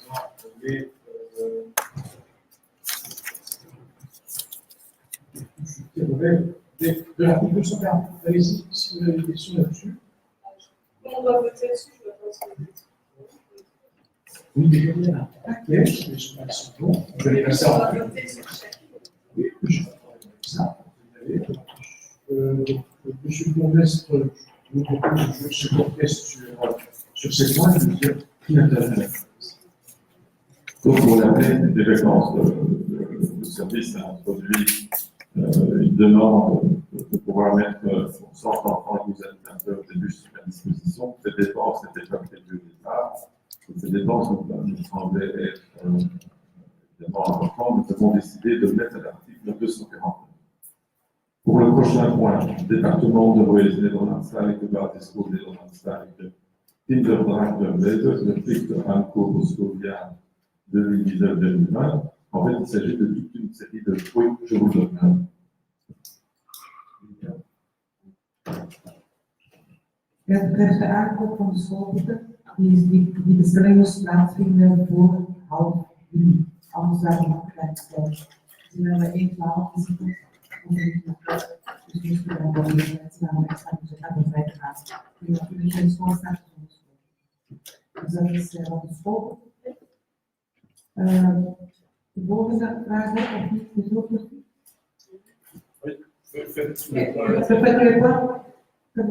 De volgende vraag, dat was het eerste was een aankoop van 13.500 van de schoolboeken. De andere vraag was dat een kost van 605 die de urgentieplan doorgaan. Zoals jullie weten zijn we de wijkafdeling in Josephine aan het verbouwen. Tijdens de verbouwing moeten we naar een voorlopige locatie gaan. Die voorlopige locatie, ja, dat moest wel wat aanpassingen. We hebben dat in synergie met INT gezien gedaan om geen enkel risico te nemen wat de veiligheid van de kinderen betreft. Dus eer dat al die werken gedaan waren, dan hadden we wat tijd. Eerst moesten de werken gebeuren en daarna moesten wij de pompiers laten langskomen voor de brandveiligheid. Alvorens we het verhuis konden doen. Dus dat is allemaal heel kort gebeurd. Dus we moesten heel urgent gevraagd dat de brandweer langskomt voor het certificaat gegeven, anders konden we niet verhuizen. Dat betreft een kost van 605 die de urgentie heeft laten doorgaan. Wat is er nog? Een kost van het kinderdagverblijf. Wij zijn heel wat aankopen voor dezelfde reden. Voeding, farmaceutische producten, sportmateriaal. Dat is nog iets anders. Enerzijds hebben we aankopen moeten doen omdat heel veel leveranciers in vakanties gesloten zijn. Dus we hebben die bestellingen geplaatst voor half juli. Op het moment dat er weer niet genoeg geld op de rekening was. Maar gezien dat we in 1/12 zitten, dat wil zeggen dat we 1/12 mogen uitgeven van de stand van vorig jaar. Vorig jaar was er maar 1 kinderdagverblijf, nu hebben we 2 kinderdagverblijf. Dus we moeten niet extra gaan zaten. Dus ik heb die aankopen die noodzakelijk waren voor de kinderen naar de doorgangsurgentie. Dan is er nog, dat is een herstelling van de wasmachine. Dat is €700. Ja, dat is de wet van Murphy. De 2 wasmachines waren stuk. Het kinderdag, de Joost aan Zee, die heeft ons gedepaneerd met hun wasmachine. Wij ze kunnen verder gaan, dus we hebben gewoon gaan 2 €700 in totaal. Het spreekt voor zich dat wij wasmachines nodig hebben voor de kinderdag.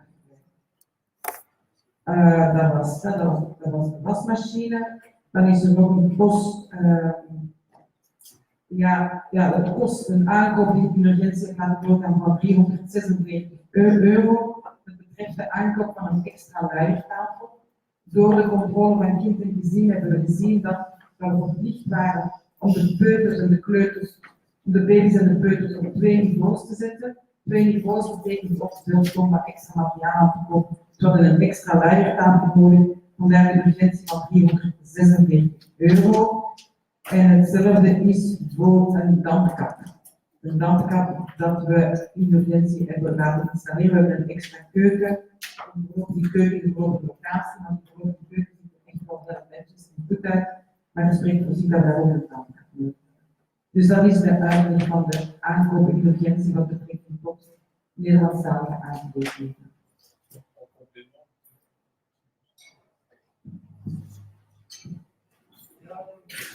Je pense après fatigué à la fin de la séance, il y aura beaucoup de On continue les présentations. Donc, en complément, il y a 2 points sur la maison des cultures avec les études élargies d'architecture. Je vous renvoie évidemment à note. Je ne vais pas ici lire des notes très fouillées, très complètes. Le premier dossier, c'est l'intégration des demandes complémentaires qui nécessitent un travail d'étude supplémentaire et une adaptation du dossier technique. Le deuxième, donc le premier, c'est pour un montant de plus de 200 000 €. Le deuxième également, c'est l'avenant 4 et l'avenant 5. Puis, nous avons encore l'avenant numéro 2.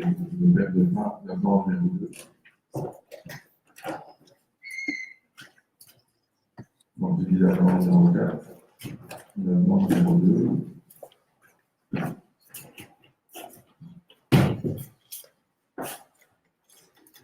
Par rapport à la nature des dépenses, c'est repris dans les différentes rubriques. Je ne voudrais pas être plus long pour le conseil, mais j'invite évidemment à analyser ça et à les prendre. Pour le département jeunesse, les activités durant les vacances d'été du club de jeunes, le clos, le carreau, il y a là un article 249 pour un montant d'environ 10 000 € qui concerne des activités quotidiennes des sorties pour les jeunes. Vous avez aussi le détail de toutes ces dépenses.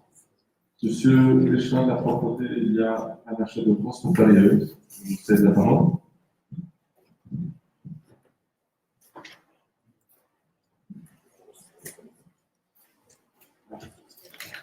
Eh bien, nous trouvons dans le secteur que nous devions utiliser cette balayeuse mécanique. Et donc, comme nous ne pouvons pas les utiliser puisque les bois sont trop utilisés, il faut les acheter. Donc, on a utilisé cette. Voilà tout. Alors, fourniture de produits divers pour le charbon communal en poids lourd, le dossier persisté à l'article 249.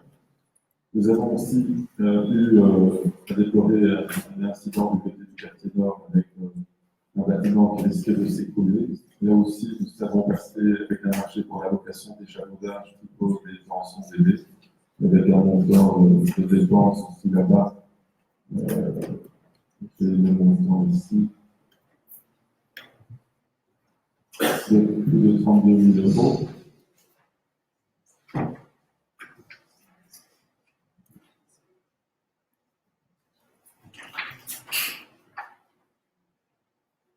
Alors, il y a la liquidation de montant de dépenses et l'application de l'article 249 par rapport à l'élimination en justice et le paiement de ce montant. Décision de justice est fondée. Monsieur Léchelin, des sports par rapport à des travaux de maintenance du plan. Donc, il y avait des travaux dans les vestiaires de rugby et de pétanque, donc il n'y a pas des choses pour tout de travaux de maintenance qui ont été réalisés dans le plan. C'est pour essayer de s'intéresser. Voilà, Monsieur le Président, on a terminé.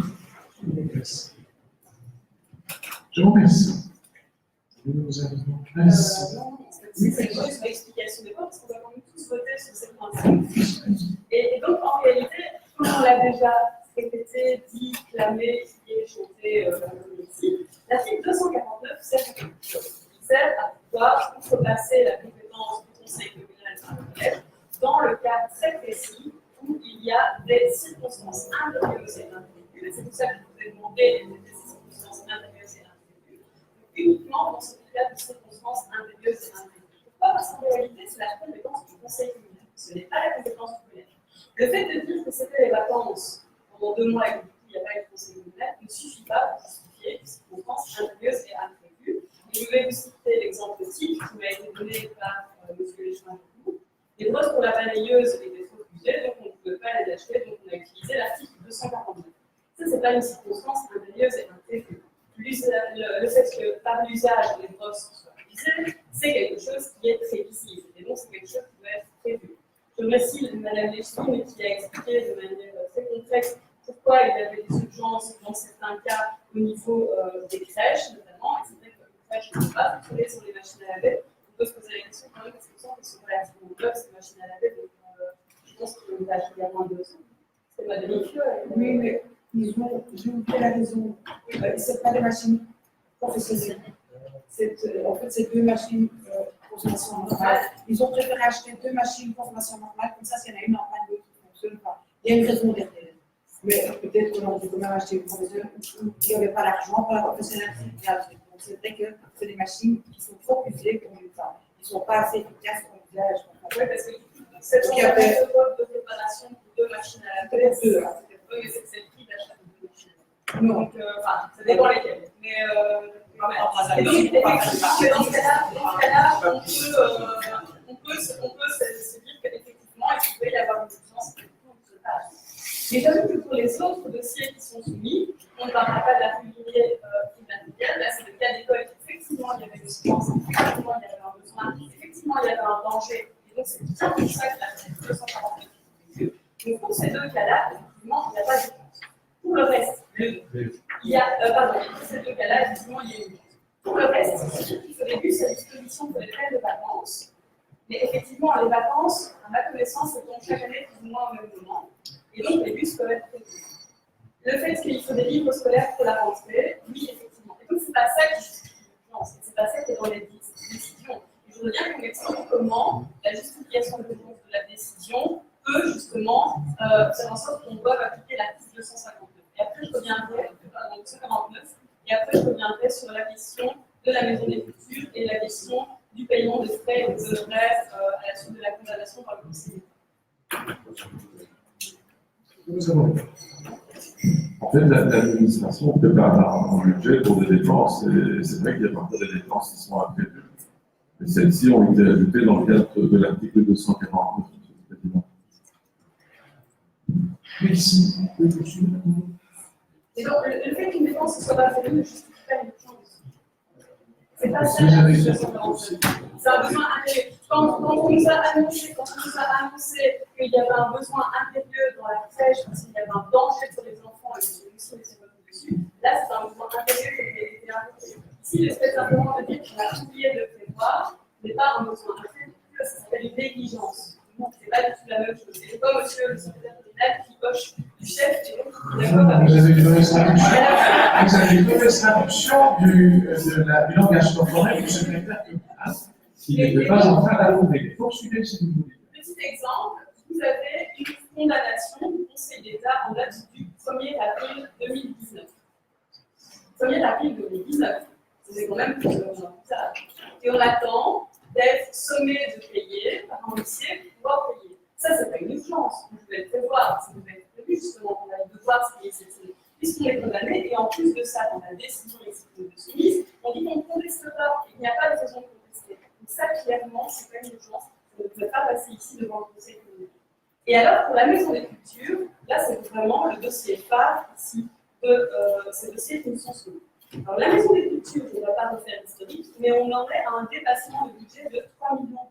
on vous dit tout se trouve dans le dossier. Non, tout ne se trouve pas dans le dossier. Et qu'est-ce qui ne se trouve pas dans le dossier? Notamment, c'est la lettre qui a été envoyée par l'administration ce bureau d'architecte pour lui dire maintenant que les élections sont finies, on va pouvoir se parler dessus.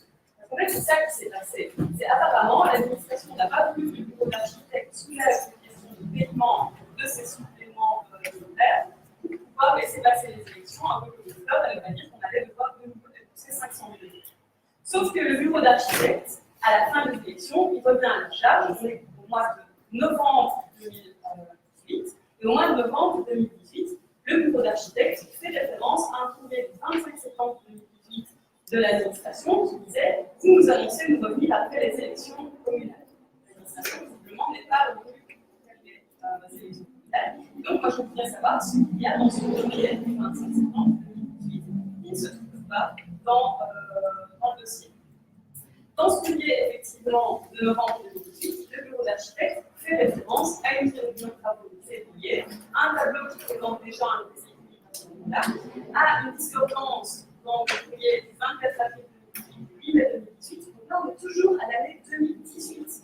Et enfin, une réunion 11 juin dans laquelle la commune donne son accord pour réévaluer les honoraires et pour payer. Mais, comme on est au 11 juin, comme il n'y a plus de conseil communaux parce qu'on a décidé que c'était moins important que cette campagne d'élection, dans ce cas-là, on suspend le tout jusqu'à après les élections. On est quand même à un montant de 567 456,43 € en plus hors TVA, qui se détaille comme suit. Dans ce cas-là, on a tous les détails pour les différents. Alors, on décide maintenant, parce que le bureau d'architecte a décidé qu'il perd des patients, parce que le bureau d'architecte a décidé que si jamais on ne payait pas, maintenant il allait suspendre cette prestation. Donc, on décide maintenant de faire appel à un article qui a pas d'urgence. Il n'y a pas d'urgence. L'urgence, elle n'est pas réelle. L'urgence, elle a été créée par de la négligence et par le fait qu'on a décidé que pendant les élections, on n'avait pas le droit de travailler, on n'avait pas le droit de payer ces dépenses de 567 456,43 €. Ce qui est un budget quand même énorme. C'est un montant supplémentaire par rapport à ce qu'on a devoir déjà payer et c'est un montant hors TV. Donc c'est un montant énorme. Et pour ça, on a pas une urgence, on peut passer ça tout devant le conseil communal en se disant que maintenant on n'a plus le choix, il va vraiment falloir payer, alors qu'on est déjà d'accord depuis le mois de novembre, ou en tout cas, depuis le mois d'avril, du 11 juin. Alors pourquoi ça passe maintenant en urgence? C'est ça que je demande, monsieur le président. Je n'ai pas la réponse à ces questions-là, mais concerne simplement, comme souvent sur cette partie du dossier, de divergences sur l'interprétation de l'urgence. Là, on va donner effectivement ces points de vue contre points de vue, comme on demandait, lui qui est not agree, la vie est ainsi faite. Il se rajouter dans les collèges l'information. Je voudrais simplement rajouter un élément. Il s'agit d'un montant total de 13-14 millions €. Ce sont des dépenses complémentaires qui sont arrivées, qui ont fait l'objet d'analyses et d'études par le service. Et il y a eu énormément de travail de réflexion quant à savoir s'il fallait oui ou non le faire. Il y a eu les budgets qui sont passés, parce que vous me semblez. Je veux dire, on est en année budgétaire, mais c'était quand même passé avec un budget. C'est quand même un acte important dans un fonctionnement d'un gouvernement et d'une commune. Il fallait un budget. Le budget, nous avions espéré le passer à ce moment-là. Aujourd'hui, c'est vrai que nous sommes arrivés à la fin du cours. Nous sommes dans une situation où il fallait agir. Nous avons agi dans ce sens. Merci. Alors, ensuite, l'échec d'un point d'information complémentaire, mais vous demanderez le vote si nécessaire, je ne vois pas si c'est nécessaire. D'abord, Mme Junot texte de l'État et ensuite l'échec d'une occurrence. Merci. Mais donc, j'ai une question complémentaire, et ça, c'est sur la législation sur le marché public.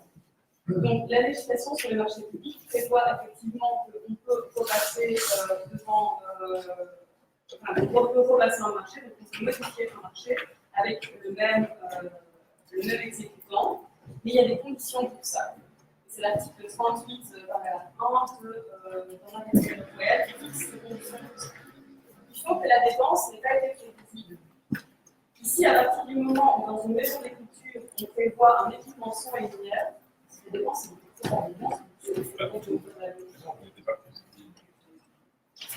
à partir du moment où on prévoit un habillage sur les murs du lentille et du parquet, c'est pas une dépense prévisible. Vous avez tout laissé en état classique. Vous n'avez qu'à regarder le dossier, c'était pas prévu au départ. Ce qui est prévisible, c'est ce que vous prévoyez au départ. Donc vous aviez prévu une maison d'écriture sans prévoir qu'on allait devoir mettre un sol sur cette maison d'écriture. Et du son et lumière dans une maison d'écriture. Si nous l'avions prévu, vous voulez que je fasse mon pays 2 fois. C'est quand même extraordinaire. On va prévoir quelque chose, et puis on va faire des dépenses complémentaires pour quelque chose qu'on a prévu. Et donc, ça soyez dans le principe, appliquez le principe de logique. Si nous avons prévu, on ne va pas le mettre dans les dépenses complémentaires des imprévus. Bon, pas prévu. Donc vous avez oublié de savoir qu'il fallait un partiel. Ça, c'est votre responsabilité. Une étude a été faite. C'est votre responsabilité de tenir ces propos-là. Mais quand une étude a été faite, un travail a été fait, il est approuvé à un moment donné, après réflexion, concertation. Mais dans un deuxième temps, il arrive que l'on veut être plus dans, je dirais, le détail. Et effectivement, ce genre de question n'est pas élevée. Quand vous êtes arrivé en concertation d'urbanisme, vous avez demandé un toit vert. Rappelez-vous ça. Vous croyez que on l'avait mis dans le marché de débat? Il y était pas. J'espère bien qu'il y était parce que c'était partie du règlement communal. Donc, à partir du moment où le règlement communal d'urbanisme prévoit un toit vert, je sais bien que la commune va respecter. Oh, vous êtes de retour, hein? Je vous ai monté. En tout cas, je n'ai pas de micro, je peux respirer. En tout cas, à l'armée, ils doivent savoir que vous êtes ici. Mais ce que je voulais dire, c'est que quand on a fait le premier dossier, il n'y avait pas de toiture verte. Attendez, il n'y avait pas de toiture verte. Mais après, on a dû changer le projet de marché qu'on allait faire. Et là, on l'a prévu. Et c'est comme ça qu'un projet évolue. Alors, les projets qui sont projetés en 2014 et réalisés comme tel dans le futur, ça n'existe pas. À chaque fois, quand vous allez dans le réel, on a eu des surprises dans le chantier, combien de surprises? Et à chaque fois, il faut en tenir compte. Et le travail est un travail d'accompagnement, de diligentement par notre service de l'évaluation. Et donc, j'obtiens ceci, monsieur le bourgmestre, que quand vous faites faire des travaux au niveau de la commune, vous ne prévoyez pas de plancher. Et quand vous adoptez un règlement communal d'urbanisme, vous ne prévoyez pas de respect. Vous savez ce que j'ai envie de dire. Vous avez construisé une petite maison.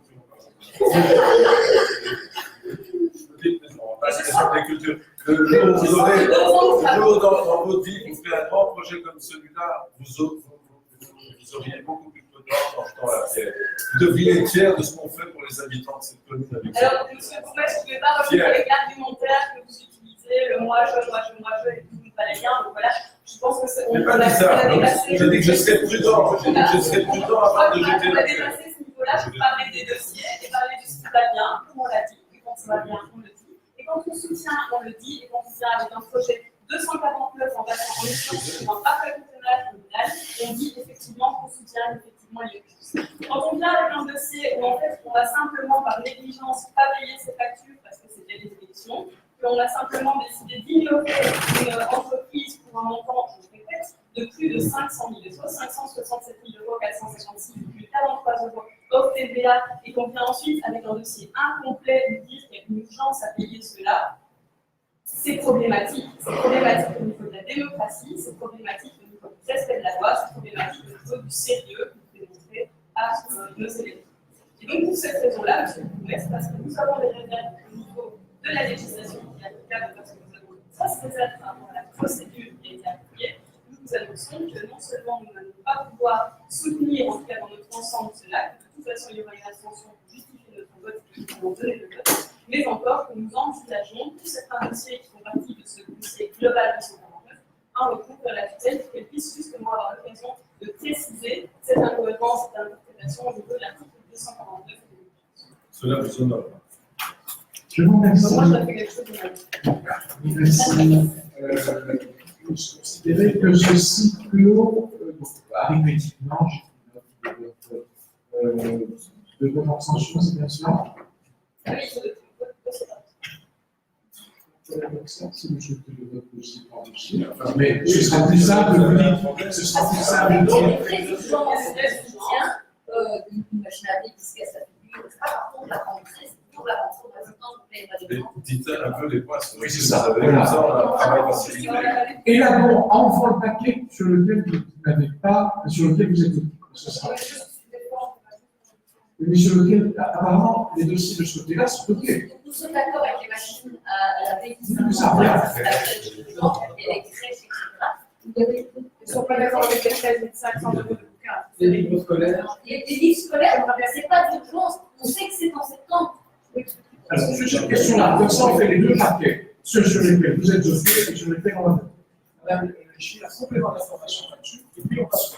Nee, de reden waarom wij in Gent zijn gegaan, is omdat ik volledig geblokkeerd ben, omdat het budget geblokkeerd is. Dus ik heb principe maar op 1/12. Dus dat ik ben op dat moment, half juli, was mijn 1/12 nog, had ik niet genoeg geld om die extra 13.500 in de school te doen. Dus daarom heb ik die aantal daar geblokkeerd. Voor de kinderdagverblijven kwam ik ook niet doen met die 1/12, omdat die 1/12 gebaseerd is op het budget van vorig jaar. Vorig jaar was 1 kinderdagverblijf, dit jaar zijn er 2 kinderdagverblijven. Dus elk dossier dat hierin staat, kan ik 100% vergeten, is zijn mensen. Sauf que le budget, on va passer devant souvent, c'est en avril qu'il y a eu un coup, on nous a dit que le dossier était à peu près. La décision, madame, Ik denk dat je meer dan Vous savez très bien qu'on avait raison. Verder gezien wat je hebt besproken, ik denk dat je collega's vous het Non, c'est la législation. vous introduisez un recours et vous décidez que vous avez Mais non, mais vous aviez fait, vous avez une concertation du CPS, à partir du moment où il y a eu la concertation du CPS, vous êtes jamais allé joindre les nouveaux délégués. Si vous voulez un global sur l'ensemble, c'est pas possible. Nous allons passer les uns après les autres, ceux sur lesquels vous demandez le vote et ceux sur lesquels vous faites des signaux, ceux sur lesquels vous servez, comment dire, ce qu'il y a. Vous allez. Alors, la version plus de fait de fréquence. Vous demandez le vote là-dessus. Allez, les bus. Une abstention et. Abstention et un non. Non. Et non, une abstention, et l'abstention, c'est un petit de manière globale. Le groupe écolo s'abstient. Refuse, à une exception près, et on fera toutes les C'est qui les exceptions parce qu'on va Pauline en tant que porteuse de dossier. La libération soit pleine. Abstention. Abstention pour s'il vous plaît. On note effectivement, c'est peu léger. C'est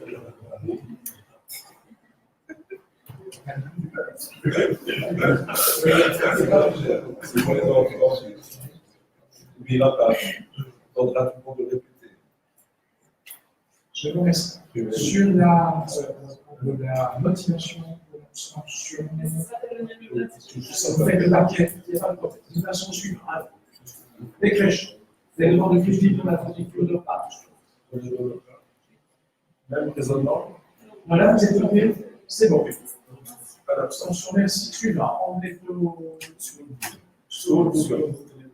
OK. OK. Non, bon. Je dis Oui, je vois la discrimination entre francophones et non. Le francophone, c'est lui en plus, et sur les néerlandophones, c'est lui les voix des. Ça, je dirais qu'il va l'aider. Madame, je suis pas convaincu par cette je comprends bien. partenaire avec lui, on est convaincu. C'est comme ça, c'est comme ça. Il se passe quelque chose. Alors, Saint-Joseph, c'est visite des pompiers. Oui, j'ai une abstention. Ja, pour l'aider. Alors, forcément francophone, fourniture scolaire, donc il y a les livres et compagnie. Pardon. Oui, et l'abstention. C'est un niveau d'abstention dans l'océan. L'achat de sacs poubelles.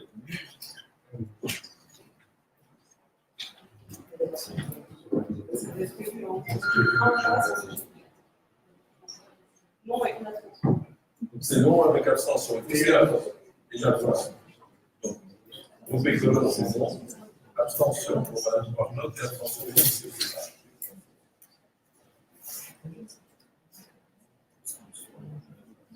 Abstention pour Mme Arnaud et M.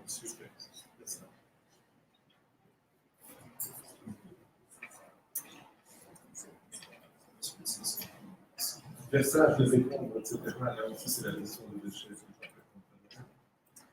Même raisonnement. Même raisonnement. Même vote. C'est non pour le groupe écolo. Abstention.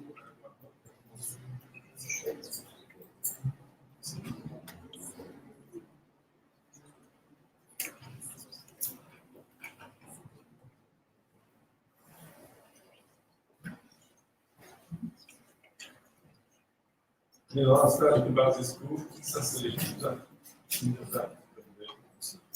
Celui-là. Alors, la maison des cultures, c'est complément, c'est Non, il a attention. c'est bon. La maison des cultures. Absent. Non, abstention. Abstention. L'académie, c'est l'abstention. Non, c'est la maison des La maison des cultures. Non, j'ai dit l'académie, c'est l'abstention. Vous avez dit les autres. Non, mais lui, c'est l'académie. Non, mais attention, c'est pas le projet, c'est vous expliquer. Ah, sûr. Merci. Même raisonnement pour le prochain point, c'est la maison des cultures. Même chose. Et c'est un raisonnement pour le troisième point. Paris, au département de la jeunesse, les vacances d'été, ce sont des dépenses. Oui. Oui. Oui. C'est des dépenses. C'est des dépenses d'activité. Oui, et une abstention. Oui. Et oui, absolument.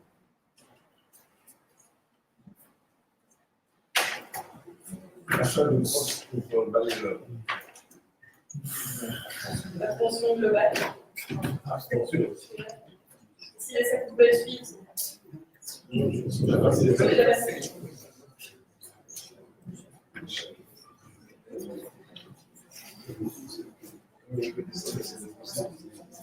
Fourniture d'hiver pour le charroi communal, raisonnement. Ah, c'est le même, excusez-moi. Alors, alors ici, c'est grosse machine. Oui. Vous voyez les cas? oui, voilà. Là. Ça, c'est l'effet du gaz de snow.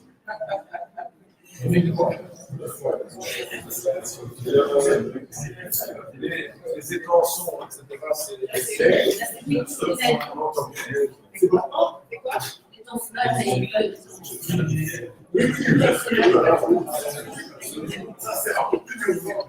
c'est liquidation du mouvement suite à une décision de justice. C'est abstention. c'est oui et une abstention. Oui, une abstention.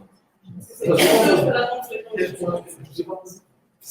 décision de justice à la de l'appel du Conseil d'État qui nous va d'accueillir à la suite du règlement constitutionnel.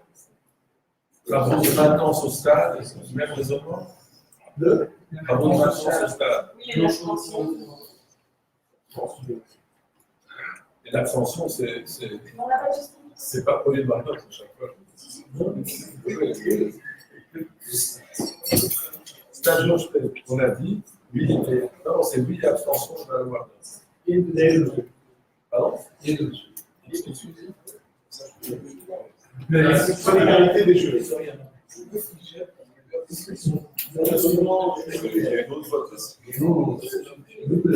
Les juristes vont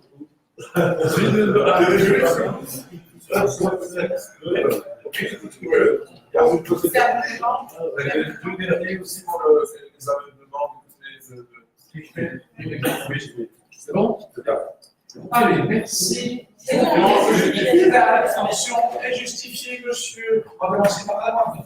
Ah, mais je voudrais rappeler la petite. Non, il y a la présidente. Donc, concernant l'ensemble des dossiers pour lesquels je me suis abstenue, donc le groupe écolo s'est abstenu, la question c'est vraiment de l'utilisation de l'article 249. L'article 249 est prévu pour des raisons bien précises.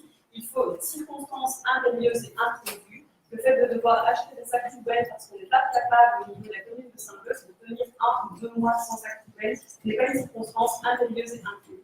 On doit pouvoir avoir des sacs poubelles, d'avance, on doit pouvoir les acheter, ça doit être prévu. Idem pour les peines de vacances qui reviennent chaque année, idem pour la rentrée scolaire qui vient chaque année, et on a dit que c'était plus ou moins à la même époque en plus. Concernant le paiement de la condamnation de la commune de Saint-Just à la suite de l'annulation du règlement constitution anti-crime, du paiement des frais de justice, c'est quelque chose qui était dû par la commune de Saint-Just depuis avril 2018. Et donc, il n'y a pas de raison pour la commune de Saint-Just d'attendre d'être rappelée à l'ordre et de pouvoir faire passer ce point en urgence. Et enfin, concernant la maison des cultures, là, on voit que les montants sont dus depuis déjà le mois de septembre, au moins le mois de septembre 2018, puisque c'est la première fois qu'on nous annonce que l'administration entre en contact avec l'avocat. Par ailleurs, le dossier n'est pas complet. Autre raison de l'abstention, c'est-à-dire que nous n'avons pas justement publié la commune de Saint-Just à contacter l'avocat. Et enfin, troisième point, il y a probablement un problème, ou en tout cas on peut craindre un problème relatif à l'application de la loi sur le marché public dans ce cadre-là, puisque pour pouvoir modifier un marché public qui a déjà été passé, il faut que les modifications du marché soient imprévisibles, et le fait, c'est notamment de devoir habiller le mur et de devoir habiller en sol n'est pas du tout imprévisible pour tout faire. Je vous remercie, M. Flex, c'est la motivation de votre abstention. Alors, sur le fond de tous ces points, je suis d'accord. Par contre, la loi impose certaines conditions et l'article 249 sur l'urgence implique de respecter les conditions d'urgence qui ne sont pas, dans la plupart des cas qu'on a évoqués, qui ne sont pas justifiées. Et donc, on ne peut pas utiliser l'urgence par facilité, parce qu'on n'a pas été prévoyant, parce qu'on a été négligent. Et le cas le plus fréquent, c'est la maison des cultures. De l'éclairage dans une maison des cultures, c'est tellement évident que l'avoir oublié, c'est de la négligence. Et donc, on ne peut pas dire oh, urgence, on a oublié l'éclairage. Ce n'est pas une maison des cultures qu'on a voyant une maison des cultures pour tout le monde. Donc, on a besoin d'éclairage dans une salle de spectacle. Ça va de soi. Donc, voilà, ce n'est pas d'urgence, c'est de la négligence. Et donc, c'est pour cela que, sur un certain nombre de points, je m'abstiens. J'ai par contre été convaincu, donc c'est possible, pour cette urgence, j'ai été convaincu par les arguments de Mme Alexis, mais les autres arguments sur les autres points ne m'ont pas convaincu. C'est pour ça que je suis certainement le cas. Merci. Merci beaucoup pour cette motivation d'adapter du monde à certains endroits. Vous avez commencé beaucoup bien. Écoutez, étant donné qu'il n'y a pas de vidéo ce soir, qui nous laisse 4 interpellations et 3 questions orales.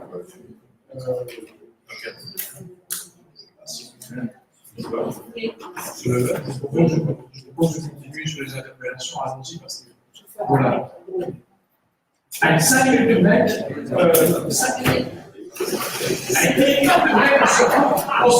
Alors, des argents perdus. Tu m'as dit que j'aime car. C'est les c'est pour ça.